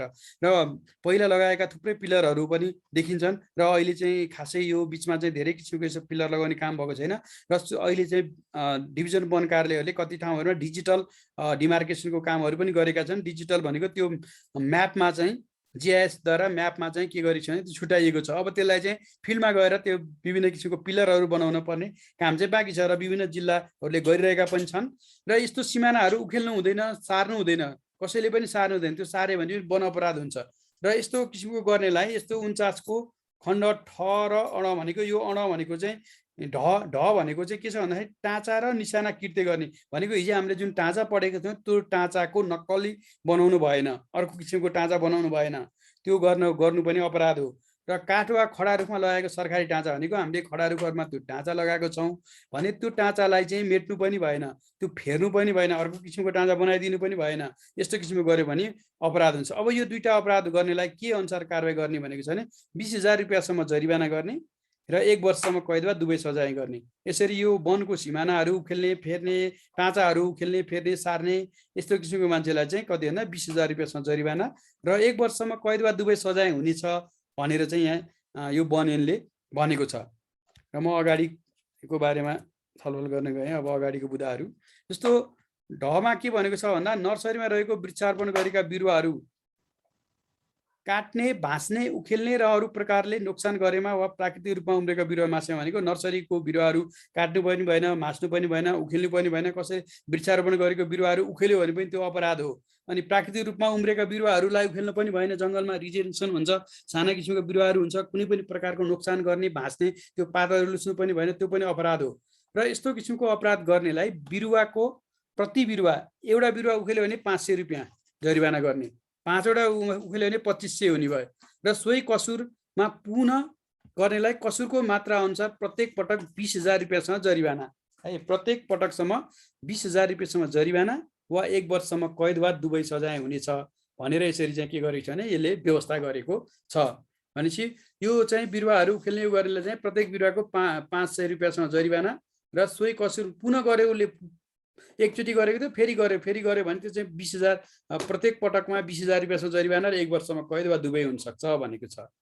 त्यस्तै अणमा चाहिँ के भनेको छ भन्दा नर्सरीमा रहेका वा वृक्षारोपण गरिएको क्षेत्रका खम्बा, तारका बार वा त्यस्ता अरू सम्पत्ति बिगारेमा वा चोरी गरेमा, यो नर्सरीमा हामीले चाहिँ बिरुवाहरू रोपेका हुन्छौँ, त्यो बिरुवा रोप्नको लागि संरक्षण गर्नको लागि त्यो बिरुवाहरूलाई हामीले के गर्छौँ भने तारबार गरेका हुन्छौँ के, त्यो तारबार गरेको त्यो खम्बाहरू, पोलहरू भाँच्न गर्न पनि भएन के। जस्तो अब हामीले तारबार गर्दाखेरि यो तारबार यसरी गरेका हुन्छौँ भने यहाँ चाहिँ विभिन्न किसिमको पोलहरू गाडिएको हुन्छ, यो पोलहरूलाई चाहिँ के गर्नु भने उखेल्नु भएन, यो तारहरूलाई काट्नु पनि भएन के। यसरी यहाँबाट यो तारहरू त्यो ग्याबियन तारहरू लगाए, काँडे तारहरू लगाएको हुन्छ, यो तारहरूलाई के गर्नु भन्दाखेरि यो गर्नु पनि भएन, यो गर्नु पनि अपराध हो के। यो खम्बाहरू उखेल्नु पनि भएन, यसलाई भाँच्नु पनि भएन, यो तारहरू काट्नु पनि भएन, यो तार पनि लैजानु पनि भएन। गाउँघरतिर के हुन्छ भन्दाखेरि यसरी वृक्षारोपण गरेको क्षेत्रको सबै तारहरू काट्ने, तारहरू लगेर बेच्ने चलन पनि हुन्छ। यस्तो गर्नु पनि के हो भन्दाखेरि यो चाहिँ वन अपराध हो। यस्तोलाई चाहिँ 10,000 रुपियाँसम्म जरिवाना गर्ने र 6 महिनासम्म कैद वा दुवै सजाय हुन्छ भनेर बनैनले यसरी व्यवस्था गरेको छ है। 10,000 रुपियाँसम्म जरिवाना, 6 महिनासम्म कैद वा दुवै सजाय हुनेछ भनेको छ। अब यसमा अर्को चाहिँ के भनेको छ भने तमा के भनेको छ, इजाजत बिना वन्यजन्तुको शिकार गर्ने, इजाजत बिना वन्यजन्तुको शिकार गर्ने, वन्यजन्तुको शिकारका लागि हतियार वा अन्य सामग्री लिई वन क्षेत्रमा प्रवेश गर्ने, वन्यजन्तु वा वन्यजन्तुको आखेटोपा राख्ने, ओसार पसार गर्ने वा बिक्री वितरण गर्ने काम गरेमा, यो वन्यजन्तुसँग सम्बन्धित अपराधहरू गरेमा, वन्यजन्तुसँग सम्बन्धित क्रियाकलापहरू गरेमा चाहिँ यस्तो यो पनि एउटा वन अपराध हो। यस्तो किसिमको काम पनि गर्नु पाइँदैन। यस्तो किसिमको काम गरेमा चाहिँ के भनेको छ भन्दाखेरि यो कसुर गर्नेलाई वन्यजन्तुसँग सम्बन्धित प्रचलित कानुन बमोजिम सजाय गर्ने भनेको वन्यजन्तुसँग सम्बन्धित कानुनहरू राष्ट्रिय निकुञ्ज तथा वन्यजन्तु संरक्षण ऐनको अनुसार चाहिँ कारबाही हुनेछ भन्न खोजेको हो यो है। त्यस अनुसार चाहिँ यसलाई के हुन्छ भन्दाखेरि कारबाही हुन्छ भन्ने कुरा चाहिँ यसले गरेको छ। यसरी चाहिँ के भयो भन्दाखेरि मैले यो वन ऐनको तसम्मको अपराधहरूमा कस्तो किसिमको सजाय हुन्छ भन्ने कुराहरू यहाँहरूलाई राखेँ। अब थमा के भन्छ, वन पदार्थमा आधारित उद्योगले प्रचलित कानुन विपरीत वन पदार्थ राख्यो भनेको वन पदार्थमा आधारित कुनै उद्योगहरू जस्तो सहमिल उद्योगहरू छ, त्यो सहमिल उद्योगले चाहिँ चोरीको काठहरू किन्यो अथवा त्यो अनुमति नभएको काठहरू लिएर आयो भने त्यो पनि एउटा वन अपराध हो। जस्तो चाहिँ अब एउटा प्लाइवुड उद्योग छ, त्यो प्लाइवुड उद्योगमा चाहिने चाहिँ त्यो प्लाई बनाउन भेनियर बनाउन चाहिने आवश्यक सामग्रीहरू कच्चा पदार्थहरू चाहिँ उसले अनुमति बिना अथवा अनुमतिभन्दा बाहेक अरू चोरीका लिएर राखेको छ भने त्यो पनि अपराध भयो। यस्तो कसुर गर्नेलाई चाहिँ त्यस्तो कसुरमा हुने सजायमा थप 2 लाख रुपियाँसम्म जरिवाना हुनेछ भनेको।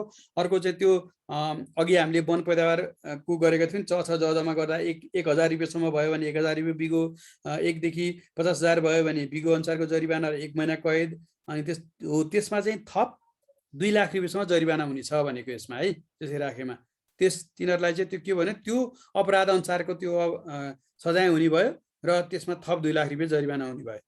अनि दमा के भन्छ भन्दाखेरि उपभोक्ता समूहका पदाधिकारी वा सदस्यले समूहको हितको नाममा कोषको रकम हिनामिना गर्ने वा समूहको विधान तथा कार्ययोजना विपरीत कुनै कार्य गरेमा हो। यस्तो किसिमको कार्य गरेमा पनि के हुने भन्दाखेरि यो पनि नयाँ व्यवस्था गरिएको हो। यो सामुदायिक वनका उपभोक्ता समितिको पदाधिकारीहरूलाई कारबाही गर्ने अधिकार चाहिँ डिभिजनल वन अधिकृत अर्थात् तत्कालीन वन ऐन 2049 अनुसार चाहिँ जिल्ला वन अधिकृतलाई थिएन। अहिले चाहिँ यो वन ऐन 2076ले चाहिँ वन ऐन 2049 को संशोधनमा चाहिँ केही कुराहरू राखिएको थियो, तर यो 2076ले चाहिँ एकदमै स्पष्टसँग के भन्यो भन्दा उपभोक्ता समूहको पदाधिकारी वा सदस्यले समूहको हितको नाममा कोषको रकम हिनामिना गर्ने वा समूहको विधान तथा कार्ययोजना विपरीत कुनै कार्य गर्यो, त्यो काम गर्यो, विधानमा लेखेको भन्दा बाहिर केही काम गर्यो भने पनि त्यो चाहिँ के भयो भन्दा अपराध भयो। यस्तो कसुर गर्नेलाई बिगो भए बिगो असुल गरी 1 वर्षसम्म कैद वा 20,000 रुपियाँसम्म जरिवाना वा दुवै सजाय हुनेछ भन्ने व्यवस्था चाहिँ यसले गरेको छ। र धमा के भन्छ, यो ऐन र यस ऐन अन्तर्गत बनेको नियमको विपरीत कुनै कार्य गरेमा भनेको यो दसम्म चाहिँ विभिन्न कुराहरू तोकेर बतायो। अब यो भन्दा यो ऐनमा उल्लेख गरेको बाहेक र यो ऐनको विपरीत कुनै काम गर्यो भने चाहिँ कस्तो किसिमको सजाय हुन्छ भन्दा यस्तो कसुर गर्नलाई बिगो भए बिगो असुल गरे, त्यसले कुनै बिगो गरेको छ हैन, त्यो चाहिँ कति क्षति गरेको छ क्षति अनुसारको बिगो असुल गर्ने र 6 महिनासम्म कैद वा 10,000 रुपियाँसम्म जरिवाना वा दुवै हुन्छ भने 6 महिनासम्म कैद हुन सक्छ, 10,000 रुपियाँ जरिवाना दुवै हुन्छ भनेको छ है। यसरी यो धसम्मको चाहिँ के हो भन्दाखेरि वन अपराधहरूको कुराहरू भए। यो कस्तो किसिमको अपराध हो, के कुराहरूलाई अपराध हो भनेको कदेखि धसम्म भएका चाहिँ वन अपराधहरू हुन् भने यसको दायाँतिर दिएको चाहिँ यो सजायको दण्ड सजायको व्यवस्था हो। तपाईहरुले यसको बारेमा चाहिँ यो याद गर्नुपर्ने हुन्छ, सम्झाउनु पर्ने हुन्छ र त्यो अनुसार चाहिँ परीक्षामा यस्तो किसिमको प्रश्नहरू आउन सक्ने हुन्छ र यसको मोडल क्वेशनहरू, नमुना प्रश्नहरूको बारेमा चाहिँ अरू भिडियो पछिको भिडियोहरुमा आउनेछ, प्रतीक्षा गर्नु होला र हेर्दै गर्नु होला, मेरो च्यानललाई सब्स्क्राइब गरेर आउनेछ। र अब दफा यो हामीले 49 र 50 को बारेमा गर्यौं र यो 51 मा चाहिँ के भनेको छ, यो पनि नयाँ व्यवस्था एउटा गरिएको छ। हैरानी गर्ने नियतले कब्जा वा गिरफ्तार गर्नेलाई सजाय। कुनै पनि व्यक्तिले के गर्यो भन्दाखेरि कसैलाई हैरानी दिने के, त्यो उले चाहिँ रिसिभी छ, रिसिभीको कारणले हैरानी गर्यो, हैरानीलाई चाहिँ दुःख दिनु पर्यो भनेर कुनै व्यक्तिलाई को सामान कब्जा गर्ने अथवा उसलाई गिरफ्तार गर्ने भन्ने चाहिँ यो दफा 51 मा व्यवस्था गरेको छ। यस्तो गर्नु पनि एउटा अपराधै हो, यो काम पनि गर्न पाइँदैन। र यस्तो गरेमा चाहिँ के हुन्छ रे भन्दाखेरि यस्तो गर्नलाई के कति जरिवाना हुन्छ भनेर 50,000 रुपैयाँसम्म जरिवाना हुन्छ भनेको छ। यहाँ के भनेको छ भन्दा मनासी माफीको कारण नभई वन सम्बन्धी कार्य गर्ने कुनै कर्मचारी वा सुरक्षाकर्मीले रिसिभीले वा हैरानी गर्ने नियतले मालवस्तु कब्जा गरेमा वा कसैलाई पक्राउ गरेमा त्यस्ता कर्मचारीलाई 50,000 रुपियाँसम्म जरिवाना हुन्छ। भनेपछि कुनै पनि मान्छेलाई रिसिभीको कारणले उसकोले चाहिँ काठ लिएर आइरहेछ तर उसको चाहिँ एकदम नियम अनुसारको काठ छ तैपनि उसलाई चाहिँ दुःख दिने नियतले चाहिँ समाउने उसको मालहरू कब्जा गर्ने खोइ चेक जाँच गर्नु पर्यो के छ कस्तो छ भन्ने दुःख दिने यस्तो किसिमले चाहिँ हैरानी गर्यो भने त्यो चाहिँ गर्न पाइँदैन। त्यो गर्यो भने 50,000 रुपियाँसम्म त्यस्तो कर्मचारीलाई सजाय हुने व्यवस्था चाहिँ युएनले गर्यो। यो चाहिँ नयाँ व्यवस्था पनि हो र तपाईँहरूलाई परीक्षामा सोध्न पनि सक्छ। यसरी दफा 51 भएको व्यवस्था अनुसार कति कारबाही हुन्छ, 50,000 रुपियाँ जरिवाना हुन्छ है। अब अर्को चाहिँ बनेन। अब अर्को चाहिँ के भनेको छ भन्दाखेरि 52मा दफा 52को बारेमा यहाँ मैले राखेँ।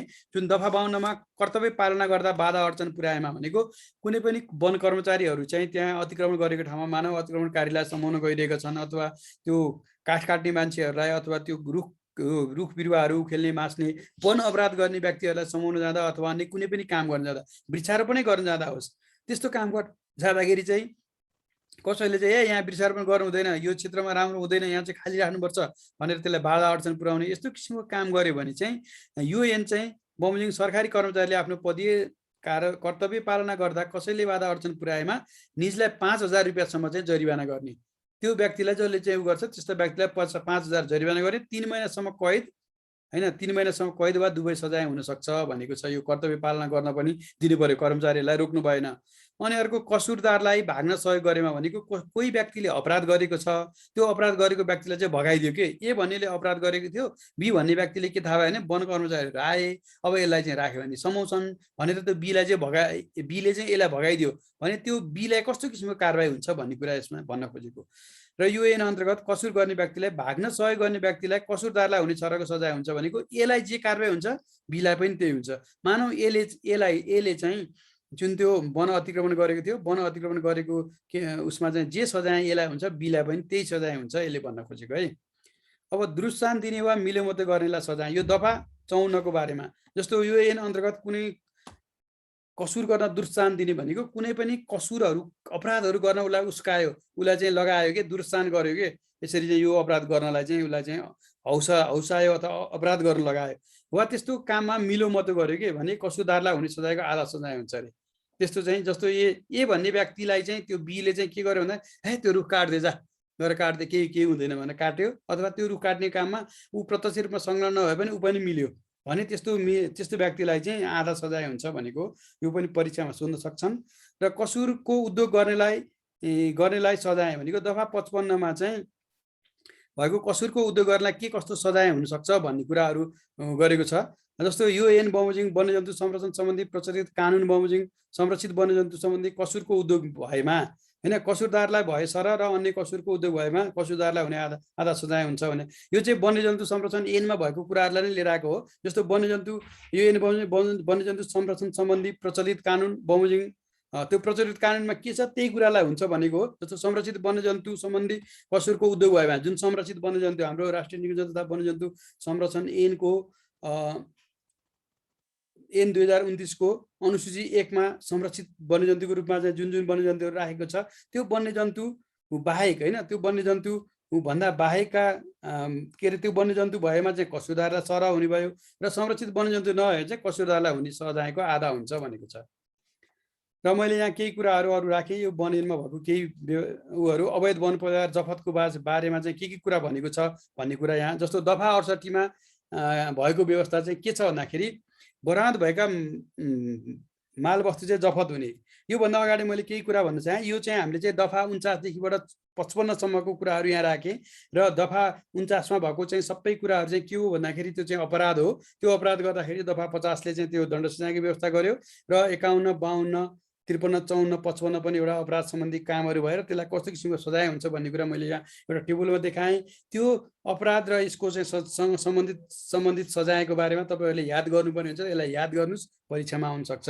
त्यसकारण म अगाडि केही व्यवस्थाहरूको बारेमा भने।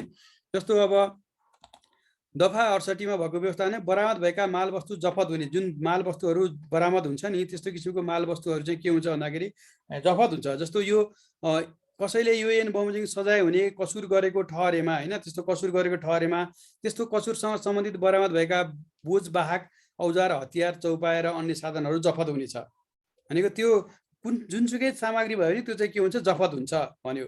अर्को चाहिँ एसियन बमोजिम सजाय हुने कसुरको अनुसन्धानको सिलसिलामा बरामद भएका बोझवाहक भनेको सवारी साधनहरू हो होइन, ट्र्याक्टरहरू जिपहरू यस्तो हुनसक्छ, औजारहरू भनेको अब त्यो चाहिँ आराहरू हुनसक्छ, विभिन्न किसिमका कुराहरू हुनसक्छ होइन, यस्तो किसिमको कुराहरू, चौपायाहरू पनि हुनसक्छ, अन्य साधनहरू साइकल मोटरसाइकल यस्ता किसिमका कुराहरू मुद्दा हेर्ने अधिकारीको अनुमतिमा लिलाम बिक्री गरी। मुद्दा हेर्ने अधिकारी भनेको चाहिँ अब के भनेको छ भन्दाखेरि यसमा चाहिँ यो बनेनले म अहिले तपाईँलाई बनेन देखाएर अलिकति यो मुद्दा हेर्ने अधिकारीको बारेमा जानकारी दिनेछु। मुद्दा चाहिँ कसले हेर्न सक्ने भन्ने एउटा व्यवस्था गरेको छ कि है, नेपाल सरकारले तोकेको डिभिजनल वन अधिकृतले हेर्ने भनेको छ एउटा सर्टेन मुद्दा भने त्योभन्दा बढीको मुद्दा भयो भने चाहिँ कहाँ जान्छ भन्दाखेरि जिल्ला अदालतमा जाने व्यवस्था छ है। यसरी चाहिँ लिलाम बिक्री गर्ने र त्यो पैसालाई चाहिँ एउटा नेपाल सरकारको धरोटी खाता भन्ने हुन्छ, त्यो धरोटी खातामा राख्ने र यदि चाहिँ भोलि भविष्यमा गएर त्यो व्यक्तिले चाहिँ मुद्दा जित्यो भने चाहिँ त्यो पैसा उसलाई फिर्ता हुन्छ, उसको उसले मुद्दा हार्यो भने त्यो चाहिँ धरोटीमा सदर स्याहार धरोटीलाई चाहिँ राजस्वमा सदर स्याहार गर्ने भन्छ, त्यसलाई चाहिँ राजस्वमा चाहिँ राखिन्छ। यसरी चाहिँ के हुन्छ भन्दाखेरि कुनै पनि यो धरोटी खातामा जम्मा गरेर राख्ने चलन हुन्छ। र यसको 3 नम्बरमा के भन्छ भन्दाखेरि उपदफा 1 मा जुनसुकै कुरा लेखेको भए तापनि कसुरदार बाहेक अन्य व्यक्तिले जानी कसुरदारलाई सघाउ पुर्याउन त्यस्तो सवारी साधन प्रयोग गरेको भनेको त्यो कसुरदार होइन, तर कसुरदारलाई चाहिँ फसाउनको लागि कुनै एउटा चाहिँ उ छ, सवारी साधन छ, जीप छ कसैको साउको, ड्राइभरले चाहिँ त्यो ड्राइभरलाई साउसित रिसेर फसाउनको लागि चाहिँ त्यो त्यस्तो काममा चाहिँ त्यो सवारी साधन प्रयोग गर्यो के भने त्यस्तो अवस्थामा चाहिँ अनुसन्धान र त्यो प्रयोग गर्दाखेरि त्यो सवारी साधन चाहिँ के भन्छ उसलाई फसाउनको लागि त्यस्तो नियतले चाहिँ प्रयोग गरेको देखियो, अनुसन्धानबाट देखियो होइन, देखिएमा वा नदेखिएमा भनेको त्यो अनुसन्धान चाहिँ त्यो अनुसन्धानबाट चाहिँ त्यो फसाउनको लागि गरेको अथवा के भन्यो यसले भन्दा सवारी साधन प्रयोग गरेको वा प्रयोग गर्न दिएको अवस्था अनुसन्धानबाट नदेखिएमा भनेको त्यस्तो चाहिँ त्यो जानिकन नदिएको, त्यो चाहिँ अरूलाई फसाउन त्यो सम्बन्धित व्यक्तिले दिएको नदेखिएमा वा 50,000 रुपियाँ भन्दा कम मोल पर्ने बोझवाहक जफत गर्ने छैन भनेको कुनै पनि त्यो सवारी साधनको 50,000 भन्ने कम पर्छ भने त्यसलाई चाहिँ जफत गर्ने छैन भनेको छ। र यस्तो कार्य गर्नेलाई एसएन बमोजिम हुने सजायमा 50,000 रुपियाँसम्म थप सजाय हुनेछ भने यस्तो किसिमको काम गर्यो भने चाहिँ त्यो व्यक्तिलाई जसले चाहिँ जानी अरूलाई फसाउन खोज्यो भने त्यसमा के चाहिँ कारबाही हुन्छ त्यसलाई त्यो हामीले अघि भनेको 49 नम्बरको अपराध अनुसार 50 मा चाहिँ के कारबाही हुन्छ त्यसमा थप 50,000 सजाय हुन्छ भनेको। अब यो खान तलासीको अधिकारको बारेमा चाहिँ दफा 49 मा बोलेको छ है। दफा 49 मा के भनेको छ भन्दा खान तलासीको अधिकार चाहिँ एसएन बमोजिम सजाय हुने कसुर भएको छ भने मनासिब कारण भएमा कम्तीमा राजपत्र अनुकृत द्वितीय श्रेणीका वन प्राविधिक कर्मचारी वा सहायक प्रहरी निरीक्षक दर्जाका कर्मचारीले प्रचलित कानुन बमोजिम कुनै स्थानको खान तलासी गर्न सकिन्छ। बनेनले चाहिँ के भन्यो भन्दाखेरि यो फरेस्टरसम्मको कर्मचारीलाई चाहिँ यो गर्ने अधिकार दियो र उसमा चाहिँ 80सम्मको लागि चाहिँ गर्ने अधिकार दियो है। तर हाम्रो वन्यजन्तु संरक्षण ऐनले चाहिँ राजपत्र अनुकृत प्रथम श्रेणीकोलाई मात्र दिएको छ। पछि अहिले वन्यजन्तु संरक्षण ऐनमा पनि आउँछ हेर्नुहोस् है, यसमा चाहिँ द्वितीय श्रेणीकोलासम्म दियो, उसमा चाहिँ राजपत्र अनुकृत प्रथम श्रेणीकोलाई मात्र दिएको छ। र यो यसको दफाको लागि चाहिँ स्थान भन्नाले चाहिँ स्थायी वा अस्थायी भवन वा टहरा सम्झाउनु पर्छ र सो शब्दले खाली जग्गा, पाल, ढुङ्गा तथा विभिन्न किसिमका सवारी साधनलाई समेत जनाउँछ भनेको छ। र उपदफा 1 बमोजिम खानतलासी गर्ने व्यक्तिले खानतलासी गर्नुपर्ने कारण खोली खानतलासी गर्ने स्थानको धनी वा तत्काल सो स्थान प्रयोग गरेको व्यक्ति वा सो स्थानमा प्रवेश गर्नु अगावै सूचना दिएर मात्र खानतलासी गर्नुपर्छ भनेको। त्यो ठाउँमा चाहिँ यदि खानतलासी गरिरहेका छौँ भने त्यो व्यक्तिहरूलाई त्यहाँ हामीले जानकारी दिनु पर्यो। र अर्को चाहिँ के भन्छ भन्दाखेरि त्यहाँ चाहिँ यदि महिलाहरू छन् भने त्यो महिलाहरूलाई चाहिँ निस्किनको लागि चाहिँ अवस्था निस्कनु भन्नुपर्छ। र अनि अर्को चाहिँ के भन्छ भने खानतलासी गर्दाखेरि जहिले पनि कम्तीमा पनि कोही स्थानीय तहको एकजना व्यक्ति वा स्थानीय भद्र भलादमी कम्तीमा 2 जना व्यक्तिहरूको चाहिँ रोहबरमा मात्र खानतलासी लिने भन्छ है। त्यतिकै खानतलासी लिनु भएन, स्थानीय व्यक्तिहरू राखेर स्थानीय व्यक्तिको रोहबरमा गर्नु पर्यो। स्थानीय जनप्रतिनिधि छ भने 1 जना भए पनि भयो र अरू त्योभन्दा अरू कोही छ भने चाहिँ कम्तीमा 2 जना चाहियो है, 2 जनाको रोहबर राखेर गर्नु पर्यो। र मनासिब मानिसहरू बसोबास गरेको छन् भने त्यो घर खाली गर्ने जानकारी दिनुपर्ने हुन्छ।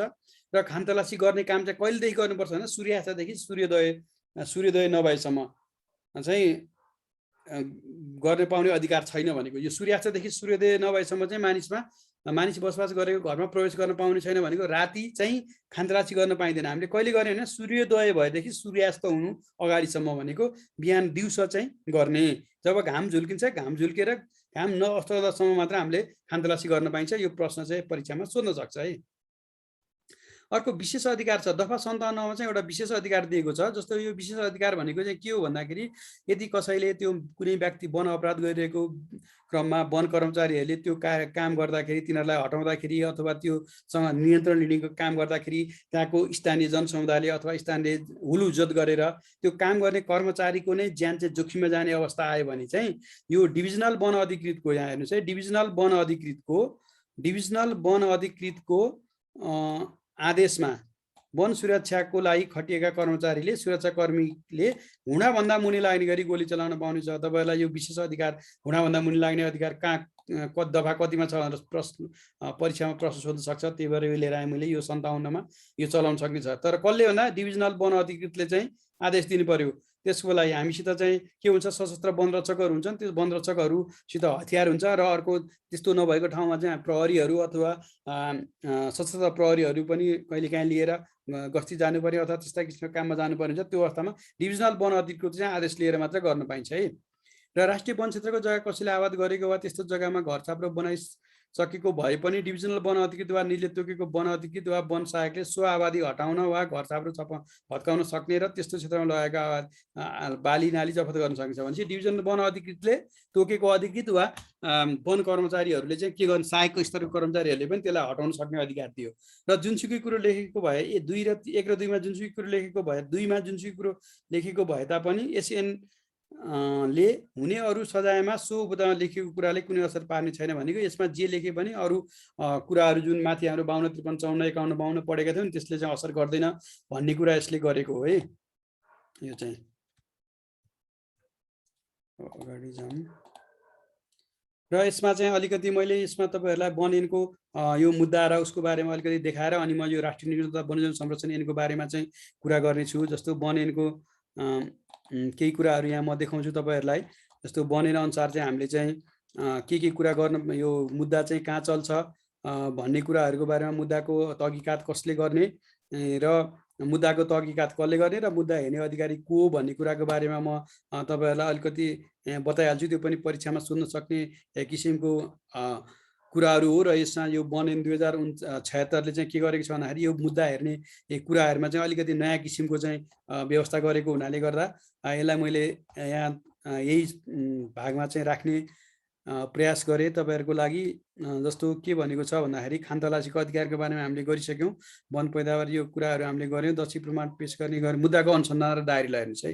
यो मुद्दाको 62 नम्बरको दफामा के भनेको छ भन्दाखेरि अनुसन्धान र दायरीको बारेमा चाहिँ के कुरा बोलेको छ त्यसको लागि चाहिँ म अलिकति यहाँ तपाईँहरूलाई जानकारी दिनेछु। जस्तो मुद्दा एसएन बमोजिम 1 वर्षसम्मको यहाँ हेर्नुहोस् है, 1 वर्षसम्म कैद सजाय हुने, यसलाई हेर्नुहोस्।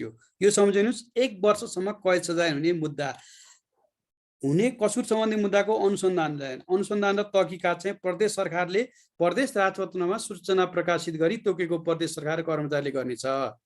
2 किसिमको व्यवस्था गरेको छ।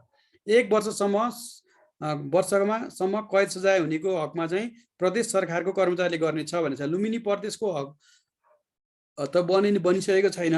जस्तो प्रदेश नम्बर 2 को वन ऐनमा चाहिँ यो कुरा उनीहरूले तोकिसकेको छ।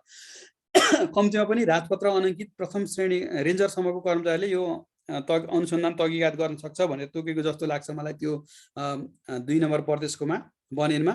यो चाहिँ प्रदेश सरकारले चाहिँ त्यो उसमा चाहिँ सूचना निकाल्ने भयो क्या। प्रदेश सरकारको प्रदेश राजपत्रमा सूचना निकालेर कुन व्यक्तिले गर्न सक्ने छ यसको मुद्दाको अनुसन्धान र तहकिकात भन्ने कुरा 1 वर्षसम्म कैद हुनेको त्यो गर्ने भयो।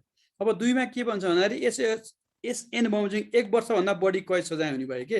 कुनै व्यक्तिले एउटा सजाय गर्यो, त्यो सजायमा उसलाई चाहिँ 2 वर्ष सजाय हुने भयो भने यो मुद्दाको चाहिँ अनुसन्धान र तहकिकात कसले गर्छ भने नेपाल सरकारको राजपत्रमा सूचना प्रकाशन गरी तोकेको नेपाल सरकारको कर्मचारीले गर्नेछ। यो नेपाल सरकार भनेपछि सङ्घीय सरकारको, सङ्घबाट जाने वन तथा वातावरण मन्त्रालयले यो मान्छे चाहिँ तोक्ने भयो भनेपछि यो चाहिँ सूचना निकालेर सहायक वन अधिकृतसम्मकोले यो मुद्दाको चाहिँ तहकिकात र अनुसन्धान गर्न पाउँछ। राजपत्राङ्कित तृतीय श्रेणीसम्मको सहायक वन अधिकृत प्राविधिक कर्मचारीले गर्न पाउँछ। त्यो सोसम्मको कर्मचारीले गर्न पाउँछ भनेर नेपाल सरकारले तोकेको अवस्था छ यो चाहिँ है। भनेपछि 2टा मुद्दाको अनुसन्धान र दायरी कसले गर्ने भने 2टा कुरा हुने भयो। एउटा चाहिँ 1 वर्षसम्म कैद हुने सजाय हुने भयो भने त्यो चाहिँ प्रदेश सरकारले सूचना निकालेर प्रदेश सरकारको कर्मचारीले गर्ने भयो। 2 लाख रुपियाँ 2 वर्षभन्दा बढी चाहिँ यदि चाहिँ त्यसको सजाय हुन्छ भने त्यो चाहिँ नेपाल सरकारले सूचना निकालेर नेपाल सरकारको कर्मचारीले गर्ने भयो। यसको हकमा चाहिँ नेपाल सरकारले सूचना निकालिसकेको अवस्था छ। यो चाहिँ सहायक बनौतीसम्मको कर्मचारीले गर्न पाउँछ भन्ने व्यवस्था छ। र अब एउटै कसुरमा चाहिँ 2 जना व्यक्ति भए, जस्तो चाहिँ एउटा कसुरमा ए र बी 2 जना परेका थिए हैन। ए र बी 2 जना कसुरदार थिए। एलाई चाहिँ एले चाहिँ 1 वर्षसम्मको मात्र सजाय थियो, यो बीलाई चाहिँ 2 वर्षको सजाय हुने भयो के। भने यस्तो अवस्थामा चाहिँ यो मुद्दाको तहकिकात र अनुसन्धान कसले गर्ने भने यो मुद्दाको 2 अनुसारकोले गर्ने भयो। यो 3 है 2 अनुसारको व्यक्तिले भनेको नेपाल सरकारले तोकेको नेपाल सरकारको कर्मचारीले यसको अनुसन्धान र उ गर्न पाउने भयो। बुझ्नुभयो? 3टा कुरा भयो। मुद्दाको अनुसन्धान तहकिकात गर्ने 2टा कुराहरू भयो। एउटा चाहिँ प्रदेश सरकारको कर्मचारीले गर्ने भयो, एउटा नेपाल सरकारको। प्रदेश सरकारले के गर्ने भने 1 वर्षसम्म कैद हुनेको, नेपाल सरकारले गर्ने के हो भने 1 वर्षभन्दा बढी कैद भएको वा एउटा कुनै मुद्दामा चाहिँ 2 जना व्यक्तिहरू अपराधीहरू छन्, त्यसमा चाहिँ एउटालाई 1 वर्षसम्मको अर्कोलाई 2 वर्षसम्मको मुद्दा छ भने त्यो 1 वर्षसम्मको प्रदेश सरकारले गर्न पाउने भनिए तापनि यो 2 जनाकै मुद्दाको अनुसन्धान र तहकिकात चाहिँ कसले गर्न पाउने भने नेपाल सरकारको ले तोकेको व्यक्तिले चाहिँ गर्ने भयो। यति कुरा मैले बताएँ। अब अरू कुराहरू पछि आउने छन्। जस्तो अब अर्को चाहिँ यहाँ मुद्दा हेर्ने अधिकारी चाहिँ को हो भन्ने कुरा। मुद्दा हेर्ने अधिकारी, ल मुद्दा हेर्ने अधिकारीको बारेमा पनि तपाईँहरूलाई म यहाँ जानकारी दिन्छु। जस्तो यो ऐन अन्तर्गत भनेको वन ऐन 2076 अन्तर्गत चाहिँ 2 लाख रुपियाँसम्म जरिवाना वा 1 वर्षसम्म कैद हुने मुद्दा छ वा दुवै सजाय हुने छ भने नेपाल सरकारको डिभिजनल वन अधिकृतले किनारा गर्ने छ भनेको छ। हेर्नुहोस् है,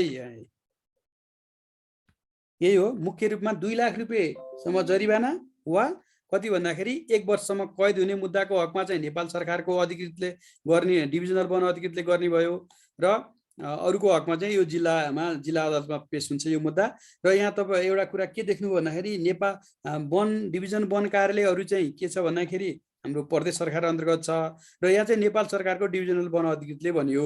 र यही भएर अहिले हालको अवस्थामा चाहिँ के छ भन्दाखेरि डिभिजनल वन अधिकृत जुन प्रदेश सरकार अन्तर्गतको डिभिजनल वन अधिकृतहरूले चाहिँ यो वनको मुद्दाहरूको कारबाही किनारा गर्न पाउने अवस्था छैन। यसको लागि चाहिँ वन तथा वातावरण मन्त्रालयले कोही व्यक्ति तोकेर पठाउने अवस्था छ र अहिले चाहिँ यही मुद्दालाई टेकेर नेपाल वातावरण मन्त्रालयले, वन तथा वातावरण मन्त्रालयले चाहिँ हाम्रो वनका संरचनाहरूलाई केन्द्रीय निकायमा ल्याउने भनेर पहल गरिरहेको बुझिएको छ।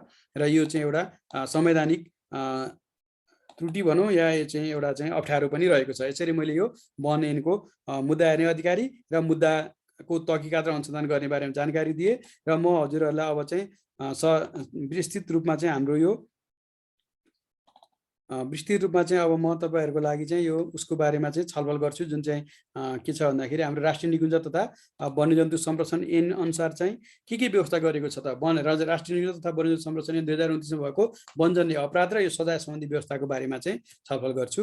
जस्तो यसमा चाहिँ के भनेको छ भन्दाखेरि राष्ट्रिय दफा 5 यो राष्ट्रिय निकुञ्ज वा आरक्षीभित्र निषेधित कार्यहरू, यो दफा 5 मा चाहिँ के भनेको छ निषेधित कार्यहरूको बारेमा बोलेको छ। यो राष्ट्रिय निकुञ्जको यो ऐनको दफा 5 ले भनेपछि यसमा के काम गर्यो भने चाहिँ के भन्छ अधिकार प्राप्त अधिकारीबाट लिखित अनुमति नलिई भनेको अधिकार प्राप्त अधिकारी भनेको वार्डेनहरू हुन सक्छ, संरक्षण कार्यमा खटिने अरू व्यक्तिहरू हुन सक्छ, त्यो व्यक्तिहरूबाट अनुमति नलिई कुनै पनि व्यक्तिले राष्ट्रिय निकुञ्ज वा आरक्षीभित्र देहाय काम गर्न पाउने छैन। के काम गर्न पाउँदैन भन्दा वन्यजन्तुको शिकार गर्न पाइँदैन, आखेट्यो पार ओसार पसार गर्न पाइँदैन, जुनसुकै प्रकारको घर बनाउन पाइँदैन, छाप्रो वा आश्रय वा अरू आकार बनाउन वा भोग गर्न हैन, कुनै भूभाग कब्जा गर्न, सफा गर्न, आबाद गर्न, खेती गर्न, कुनै बाली उब्जाउन वा कटान गर्न पनि पाइँदैन। अनि घरपालुवा जीवजन्तु वा पन्छी चराउन वा पानी खुवाउन पनि पाइएन यो निकुञ्ज आरक्षीभित्र लगेर। अर्को अङ्गमा रुख बिरुवा, झाडी वा अन्य कुनै वन पैदावार काट्न, ढाल्न, हटाउन, छेक्न वा वन पैदावार सुक्ने कुनै काम गर्न भनेको रुखहरूलाई चाहिँ त्यो वरिपरि बोक्रा ताछेर त्यसलाई सुकाउन पनि पाइएन है, आगो लगाउन पनि पाइएन वा अरू कुनै प्रकारको हानि नोक्सानी पुर्याउन वा वन पैदावार ओसार पसार गर्न पनि पाइएन। र अर्को के भनेको छ चमा खानी खन्न पाइएन, ढुङ्गा खन्न पाइएन वा कुनै खनिज पदार्थ, ढुङ्गा, कङ्कड, माटो वा अन्य यस्तै पदार्थ हटाउन पनि पाइएन। र वन पैदावार वा वन्यजन्तु पन्छी वा जग्गालाई क्षति पुर्याउन पाइएन। हात हतियार, खरखजाना वा विष साथमा लैजान वा प्रयोग गर्न पाइएन। काजमा खटिएका सरकारी कर्मचारी वा राष्ट्रिय निकुञ्ज वा आरक्षीभित्रको प्रचलित बाटोको यात्रुहरू बाहेक भनेको राष्ट्रिय निकुञ्ज भएर जाने बाटोहरूमा हिँड्ने यात्रुहरू बाहेक अरूले घरपारुवा वा अन्य किसिमको जीवजन्तु वा आखेटपार लैजान पनि पाएन। त्यो बाटो भएर जाने व्यक्तिहरूले चाहिँ लिएर जान पाए, तर तिनीहरूले दायाँ बायाँ जङ्गलभित्र चराउने गर्न पाएनन्। त्यो बाटोबाट सरसर्ती एकोरो रूपमा हिँडाएर लैजान मात्र पाइयो है। र अर्को यहाँमा के भन्छ, राष्ट्रिय निकुञ्ज वा आरक्षीभित्र बग्ने नदी, खोला वा पानीको कुनै स्रोत थुन्न पाएन, फर्काउन पाएन, त्यसमा कुनै हानिकारक वा विस्फोटक पदार्थ प्रयोग गर्न पनि पाएन।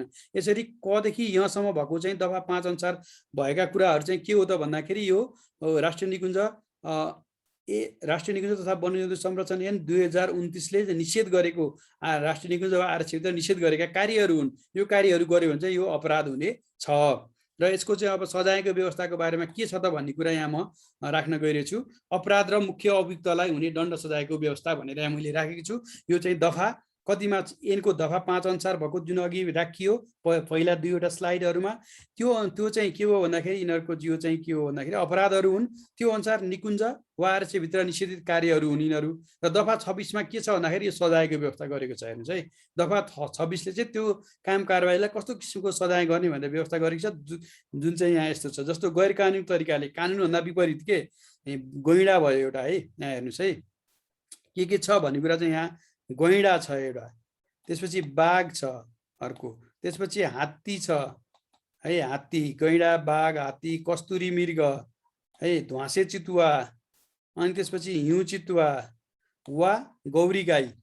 अनि यी सबै के हुन् भन्दाखेरि संरक्षित जनावर। संरक्षित जनावर पनि एउटा, दुईटा, तीनटा, चारवटा, पाँचवटा, छवटा, यो 7वटा मात्र। यो 7वटा मार्ने, घाइते बनाउने, त्यसलाई मार्ने भएन, घाइते बनाउनु भएन, खरिद गर्ने, बिक्री गर्ने वा हस्तान्तरण गरी लिने दिने, त्यो जनावर चाहिँ लिएर आएर त्यो कसैलाई हस्तान्तरण गर्ने, लिने अथवा दिने पनि गर्नु भएन के।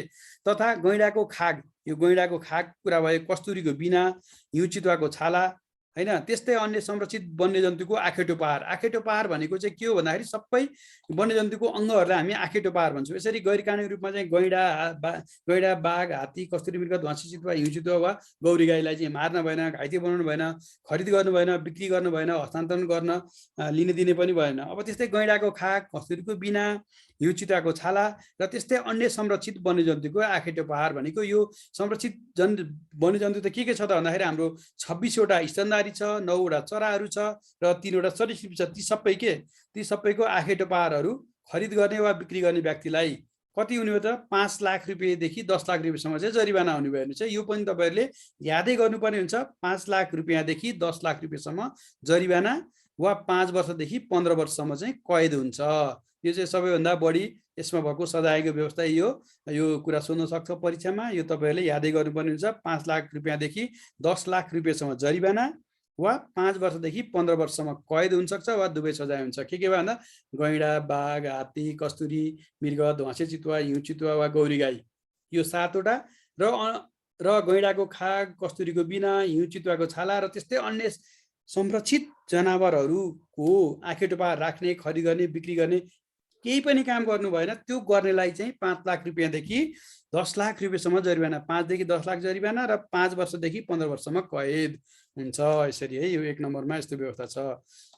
अब 2 नम्बरमा के भन्छ भन्दाखेरि यो 1 नम्बरमा लेखिएका वन्यजन्तु बाहेक, जुन त्यो अघि भयो नि गैँडा, बाघ, हात्ती, कस्तुरी मृग, ध्वाँसे चितुवा हैन, त्यसपछि हिउँ चितुवा र गौरी गाई 7वटा जनावर बाहेकका वन्यजन्तु लेखिएका वन्यजन्तु बाहेक अन्य संरक्षित वन्यजन्तु मार्ने वा घाइते बनाउनेलाई है 1 लाख रुपियाँदेखि 5 लाख रुपियाँसम्म जरिवाना वा 1 वर्षदेखि 10 वर्षसम्म कैद वा दुवै सजाय हुनेछ। अघि चाहिँ के भनेको थियो भन्दाखेरि त्यो बाघ, हात्ती, गैँडा, बाघ, हात्ती, कस्तुरी मृग, ध्वाँसे चितुवा, हिउँ चितुवा, त्यसपछि गौरी गाई, यो 6वटालाई मार्ने, घाइते बनाउने, अनि त्यसपछि गैँडाको खाग, कस्तुरीको बिना, त्यसपछि हिउँ चितुवाको छाला, यिनीहरू बिक्री गर्ने हैन, बिक्री गर्ने, त्यसपछि कारोबार गर्ने र यो बाहेक अन्य संरक्षित जनावरहरू, सबै संरक्षित जनावरहरूको चाहिँ आखेटो पहाडहरू राख्ने, बिक्री गर्ने, खरिद गर्ने, हस्तान्तरण गर्ने, यस्तो गर्नेलाई त्यो भयो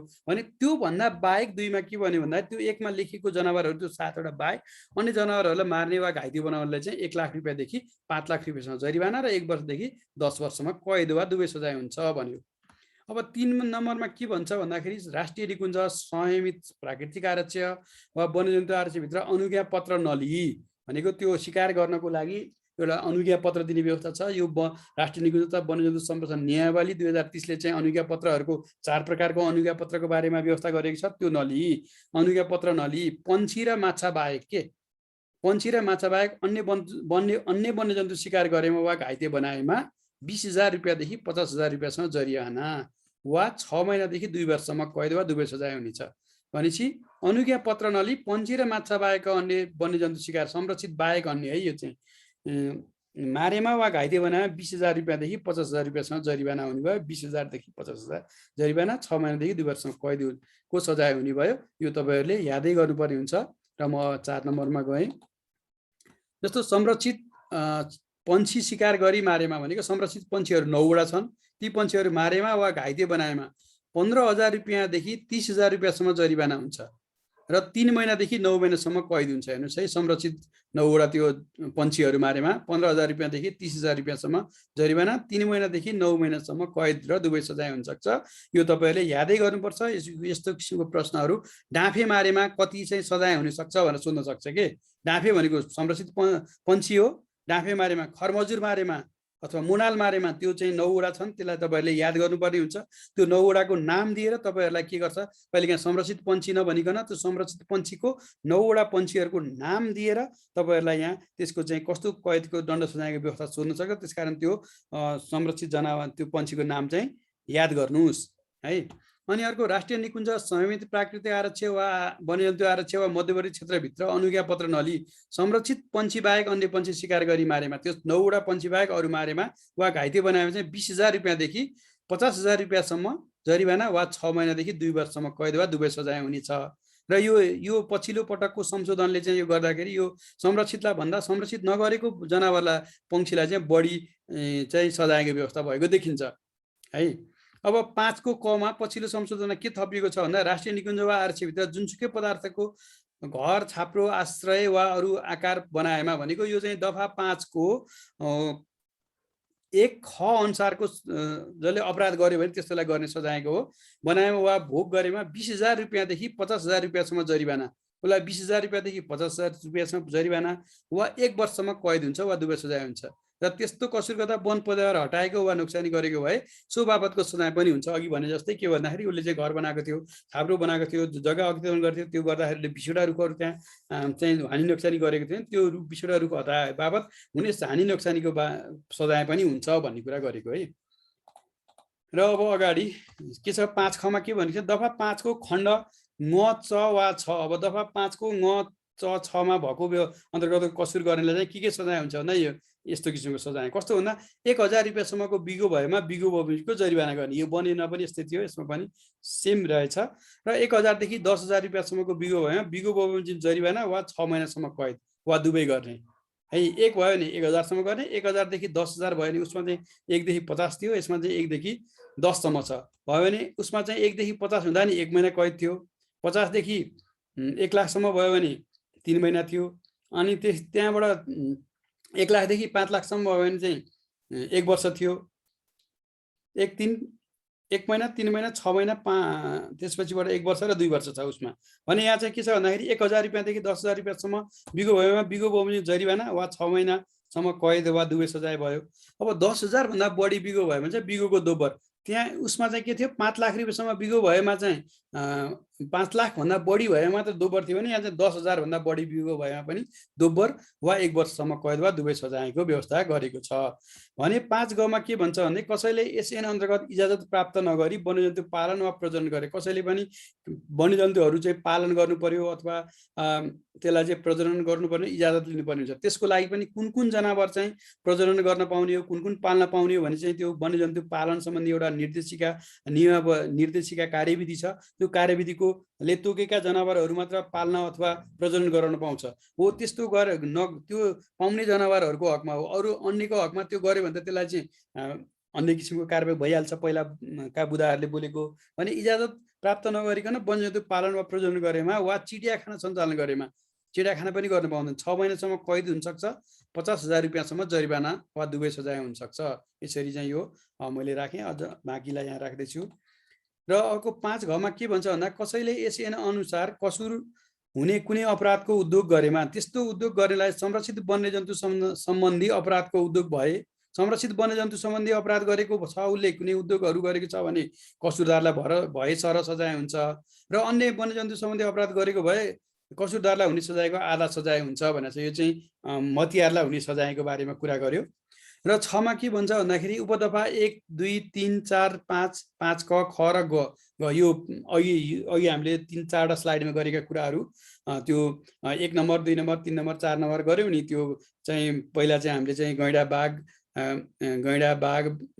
बाघ हैन, त्यसपछि हात्ती, कस्तुरी मृग, ध्वाँसे चितुवा, हिउँ चितुवा, गौरी गाई, त्यसपछिबाट ती बाहेकका अन्य संरक्षित, त्यसपछि संरक्षित माछा र पन्छी बाहेक अन्य जनावरहरूको, त्यसपछि संरक्षित पन्छीको, त्यसपछि संरक्षित पन्छी बाहेकको त्यो हो। तिनीहरू सबै बाहेकमा लेखिएको बाहेक यो एन वा एसएन अन्तर्गत बनेका नियम विपरीत कसुर गर्यो कुनै व्यक्तिले, त्योभन्दा बाहेक केही कुराहरू छ त्यसमा कसुर गर्यो भने बिगो कायम भएकोमा बिगोको दोबर जरिवाना गर्ने। यदि त्यसले चाहिँ कुनै यदि बिगो गर्यो भने त्यसबाट आयो भने त्यसको बिगोको दोबर जरिवाना गर्ने र 1 वर्षसम्म कैद गर्ने। यदि बिगो कायम नभएमा चाहिँ कसुरको मात्रा हेरी 20,000 रुपियाँसम्म जरिवाना र 6 महिनासम्म कैद सजाय हुनेछ। यसरी चाहिँ यो राष्ट्रिय निकुञ्ज तथा वन्यजन्तु संरक्षण ऐन 2049 को दफा 25 मा भएको के हो त भन्दाखेरि कारबाही कस्तो किसिमको गर्न सक्छ भन्ने बारेमा चाहिँ यहाँ मैले तपाईहरुलाई राखेँ। दफा 26 मा भएको सजायको बारेमा राखेँ। सरी 5 मा भएको उस चाहिँ भयो। दफा 26 मा भएको बारेमा चाहिँ के राखेँ भन्दा यहाँ मैले तपाईहरुलाई चाहिँ दफा 26 मा भएको सजायको बारेमा राखेँ। यो सजाय कुन सजायमा कस्तो किसिमको अपराध हुन्छ भन्ने कुराहरु चाहिँ तपाईहरुले आफैले पढ्नै पर्ने हुन्छ। यसरी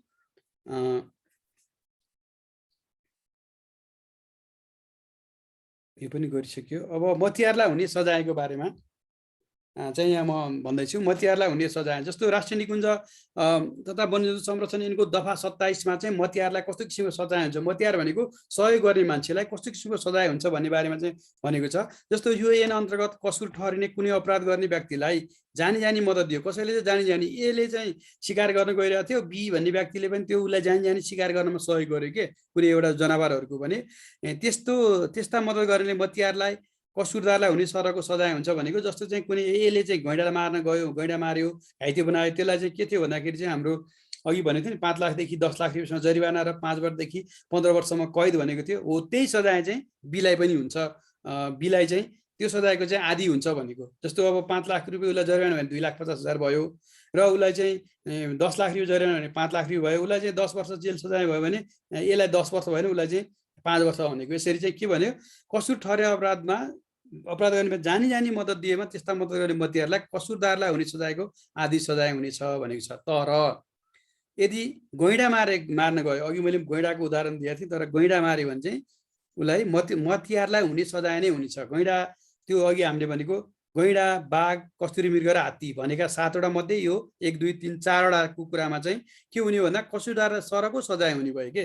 अघि भनेको थिएँ गैँडा, बाघ, हात्ती, कस्तुरी मृग, ध्वाँसे चितुवा, हिउँ चितुवा, गौरी गाई मार्दाखेरि चाहिँ के भनेको थियो भन्दाखेरि 5 देखि 10 वर्षसम्म चाहिँ उसलाई कैद हुने भयो भने 5 देखि 15 वर्षसम्म कैद हुने भने 5 लाखदेखि 10 लाख रुपियाँ जरिवाना हुने थियो। ती मध्येका 7 वटा मध्येको यो गैँडा, बाघ, कस्तुरी मृग र हात्तीलाई मार्ने मान्छेलाई कसैले सहयोग गर्छ भने चाहिँ उसलाई चाहिँ कसुरदारलाई हुनेकै सजाय हुन्छ भन्यो। अन्यको हकमा चाहिँ आधी हुन्छ भन्यो। यो चाहिँ बुझ्नुस्, यो प्रश्न सोध्न सक्छ परीक्षामा। अब यो दफा 25 ले यो राष्ट्रिय निकुञ्ज तथा वन्यजन्तु संरक्षण ऐनको दफा 25 ले चाहिँ के व्यवस्था गरेको छ भन्दा यो वन्यजन्तु मार्ने, वन्यजन्तुको आखेट पारको व्यापार गर्नेको बारेमा जानकारी गराउने र वन्यजन्तुलाई हानि नोक्सान पुर्याएको बारेमा जानकारी गराउने व्यक्तिलाई पुरस्कार दिने बारेमा व्यवस्था गरेको छ। जस्तो अघि भनेकै यो 6 वटा जनावरहरू 7 वटा गैँडा, बाघ, हात्ती, कस्तुरी मृग, ध्वाँसे चितुवा हैन, कस्तुरी मृग, ध्वाँसे चितुवा, हिउँ चितुवा वा गौरी गाई मार्ने वा घाइते पार्ने व्यक्तिको सुराग लगाई पक्राउ गराइदिने व्यक्तिलाई 50,000 रुपियाँसम्म चाहिँ जरिवाना के अरे पुरस्कार दिने व्यवस्था गरेको छ। तपाईहरुलाई गैँडा मार्ने व्यक्तिको सुराग दिने व्यक्तिलाई कतिसम्म चाहिँ पुरस्कार दिने व्यवस्था गरेको छ भनेर सोध्न सक्छ है। र उपरोक्त वन्यजन्तु बाहेक अन्य संरक्षित वन्यजन्तुहरू मार्ने घाइते पार्ने व्यक्तिको सुराग लगाई पक्राउ गराइदिने व्यक्तिलाई 25,000 रुपियाँसम्म चाहिँ नगद पुरस्कार दिने व्यवस्था हो। यो 7 वटाको हकमा चाहिँ 50,000, अन्यको हकमा 25,000। त्यसरी सम्झिनुहोस्। यो 7 वटाको नाम याद गर्नुहोस्। माथि 1 नम्बरमा सजायको 1 नम्बरमा चाहिँ दफा 26 को 1 मा पनि यही जनावरहरूको बारेमा थियो हैन। त्यसपछि यसमा पनि त्यही जनावरहरूलाई चाहिँ मार्ने व्यक्तिलाई सुराग दिनेलाई चाहिँ 50,000 रुपियाँसम्म जरिवाना र अन्यको हकमा 25,000 भनिएको छ।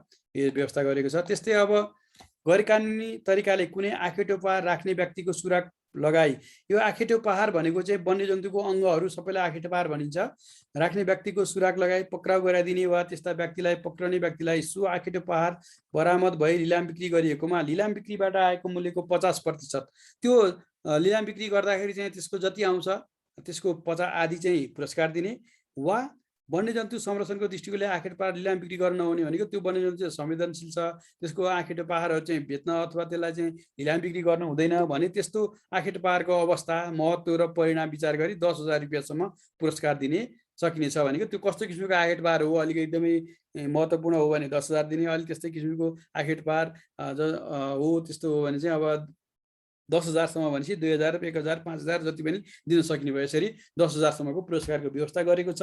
तपाईहरुलाई चाहिँ परीक्षामा यी दुईटा कुराहरू भनेर सोध्न सक्छ। यो तीनटा कुराहरू याद गर्नुस्। र बुदा नम्बर 1 र 2 मा लेखिएको बाहेक 1 मा लेखिएकोमा 50,000 एउटालाई भन्यो, त्यो 7 वटालाई, अर्कोलाई 25,000 भन्यो। 2 मा के भन्यो भन्दाखेरि आँखेटो पहार चाहिँ समाय गर्यो भने त्यो बिक्री गर्दाखेरि आउनेको 50%, त्यो बिक्री गर्न नहुने अवस्थामा छ भने 10,000 रुपियाँसम्म भन्यो। भने 1 र 2 मा भएको बाहेक यस अन्तर्गत कसुर गरेको सुराग लगाई अभियुक्त पक्राइ गराइदिने व्यक्तिलाई 1,000 रुपियाँसम्म पुरस्कार दिन सकिनेछ भन्यो है। भनेपछि 50,000, 25,000, 50%, 10,000 र 1,000 चाहिँ यसको पुरस्कारको चाहिँ व्यवस्था गरेको छ यो वन्यजन्तु राष्ट्रिय तथा वन्यजन्तु संरक्षण ऐन 2029 ले। र अब यसको अघिको जस्तै अघिकोमा चाहिँ राजपत्र अनुकित द्वितीय श्रेणी वन ऐनले चाहिँ द्वितीय श्रेणीसम्मकोले मुद्दाको तहकिकात र दायरी गर्न पाउने व्यवस्था गरेको थियो। राष्ट्रिय निकुञ्ज ऐनले कुनलाई गरेको छ भन्ने कुरा यहाँ हेर्नुस्। दफा 30 अनुसार चाहिँ मुद्दाको तहकिकात र दायरी रेन्जर वा वन र वन्यजन्तु व्यवस्थासित सम्बन्धित सुबेदार दर्जाको भनेको आर्मीहरू हुन सक्छ हैन। सुबेदार दरमा यो सुबेदार र रेन्जरको एउटै दर्जा हो। यो भनेको राजपत्र अनुकित प्रथम श्रेणी नै हो। राजपत्र अनुकित प्रथम श्रेणीको कर्मचारी वा प्रहरीमा भए कम्तीमा नायब निरीक्षक दर्जाको भनेको सहीले गर्न पाउने भयो। वन ऐन अनुसार चाहिँ त्यो असहीले पनि गर्न पाउने भयो। यसले चाहिँ के भने सहीसम्मकोले कर्मचारीले गर्नेछ। र त्यस्तो तहकिकातको काम पुरा भएपछि राष्ट्रिय निकुञ्ज कार्यालय वा आरक्षी कार्यालय वा वन्यजन्तु संरक्षण कार्यालय वा वन कार्यालय वा वन सम्बन्धी कार्य गर्ने अन्य कार्यालयको नामबाट मुद्दा हेर्ने अधिकारी समक्ष मुद्दा दायर गर्नेछ। आजभोलि चाहिँ यो राष्ट्रिय निकुञ्जका धेरै जसो मुद्दाहरू अदालतमै जान्छन्। जिल्ला न्यायाधीशले हेर्नुहुन्छ। पहिलाको हकमा चाहिँ के थियो भन्दाखेरि डिभिजनल वन अधिकृत वा संरक्षण अधिकृतले हेर्ने व्यवस्था थियो। र यसरी मुद्दा हेर्ने अधिकारी समक्ष मुद्दा दायर गर्दा चाहिँ सम्बन्धित अधिकृतले सरकारी वकिलको राय लिनुपर्ने छ भनेको सरकारी वकिलबाट चाहिँ यो उसमा चाहिँ मुद्दा चल्छ कि चल्दैन, यो मुद्दामा के कस्तो हुन्छ, मुद्दा अनुसन्धान गर्ने व्यक्तिले चाहिँ त्यो मुद्दा कुन दफा 5 को कुन अन्तर्गत चाहिँ अपराध गरेको हो र दफा 26 मा भएको कुन दफा अनुसार चाहिँ उसलाई सजाय दिनुपर्ने हुन्छ, त्यसको मागदाबी सहित के गर्नुपर्छ भन्दाखेरि सरकारी वकिलकोमा फाइल पठाउनु पर्ने हुन्छ सबै कुराहरू राखेर। र त्यो फाइल अनुसार चाहिँ सरकारी वकिलले त्यो हेरेर त्यो अनुसन्धान गर्ने व्यक्तिले गरेको अनुसन्धानहरूमा प्रक्रियाहरू पुगेको छ कि छैन, प्रक्रिया नपुगेको भए त्यो प्रक्रियाहरू पुरा हुन लगाउने र त्यो उसले मागदाबी गरेको कुराहरू चाहिँ नियम अनुसार चाहिँ पुगेको छ कि छैन त्यो हेरेर उसले चाहिँ के गर्ने भने राय सल्लाह दिनुपर्ने हुन्छ। र राय सल्लाह दिँदाखेरि चाहिँ उसले प्रक्रिया पुगेको छैन भने पुनः अनुसन्धान अधिकृतलाई चाहिँ त्यो फाइल पठाएर के गर्छ भन्दाखेरि यसलाई पुनः अनुसन्धान गर्ने भनेर भन्छ। र त्यसले फेरि पुनः अनुसन्धान अधिकृतले अनुसन्धान गरेर त्यसको नपुग भएका कागजातहरू राखेर फेरि पुनः चाहिँ सरकारी वकिलकोमा पठाउनु पर्ने हुन्छ। सरकारी वकिलले सोही अनुसार चाहिँ मुद्दा चल्ने या नचल्ने भनेर निर्णयसहित चाहिँ त्यो अनुसन्धान अधिकारीलाई चाहिँ फाइल फिर्ता गर्नुपर्ने हुन्छ। यसरी चाहिँ यसको चाहिँ कसले गर्न पाउँछ भन्दाखेरि कम्तीमा राजपत्र अनुकित प्रथम श्रेणीसम्मको कर्मचारीले चाहिँ मुद्दाको तहकिकात दायरी गर्न पाउँछ। यो प्रश्न सोधिरहेको प्रश्न हो, तपाईँहरू सम्झिनु होला। र यसरी चाहिँ मैले यो राष्ट्रिय निकुञ्ज तथा वन्यजन्तु संरक्षण ऐन र वन ऐन सम्बन्धी कुराहरू को चाहिँ विस्तृत रूपमा चाहिँ के गरेँ भन्दाखेरि तपाईँहरूलाई यो ऐन नियम अपराध भनेको के हो, अपराध कुन कुन अपराधहरू हुन्छ, यो अपराधमा चाहिँ कस्तो किसिमको चाहिँ गर्ने व्यवस्था छ भन्ने बारेमा चाहिँ मैले हजुरहरूलाई चाहिँ के गरेँ भन्दा सरसर्ती यसको बारेमा बताएँ। यसको यो अपराध भनेको यो दफा अनुसार के अपराध हो र यसको के सजाय हुन्छ भन्ने कुरा चाहिँ यादै गर्नुपर्ने हुन्छ तपाईँहरूले। त्यसकारण मैले यतिसम्म राखेँ र यो भिडियोले तपाईँहरूलाई चाहिँ यो वन अपराध र यसको चाहिँ सजायको दण्ड सजायको बारेमा चाहिँ बुझ्न सजिलो भयो होला भन्ने मैले अपेक्षा लिएको छु। र के बुझ्नुहोस् भन्दा अपराध र दण्ड सजायको बारेमा जहिले पनि ऐनमा हुन्छ, राजस्व दर रेटहरूको बारेमा नियमावलीमा हुन्छ। त्यस कारणले यो ऐन नियम पढ्ने कुराहरू हुन्। त्यसकारण बढी तपाईँ हजुरहरूलाई पढ्न मन लाग्यो भने यो वन्यजन्तु संरक्षण सम्बन्धी ऐन नियम चाहिँ तपाईँहरूले राष्ट्रिय निकुञ्ज तथा वन्यजन्तु संरक्षण विभागको वेबसाइटमा पाइन्छ र वन ऐन चाहिँ वन मन्त्रालयको वेबसाइटमा पनि छ। र सबैभन्दा राम्रो तपाईँहरूलाई यो ऐन कानुनको उसमा जानु भने lawcommission.com भन्ने छ, LAWCOMMISSION commission.gov.np भन्नेमा गएर तपाईँहरूले खोज्नुभयो भने त्यो यो ऐन नियमहरू पाइन्छ। त्यसमा चाहिँ सबै कुराहरू स्पष्ट लेखेको छ। यदि कुनै कुराहरू पढ्दा बुझ्नु भएन भने मलाई सोध्न पनि सक्नुहुन्छ, म तपाईँहरूलाई बताउन तयार छु। हस् त, धन्यवाद, नमस्कार, परीक्षाको लागि शुभकामना।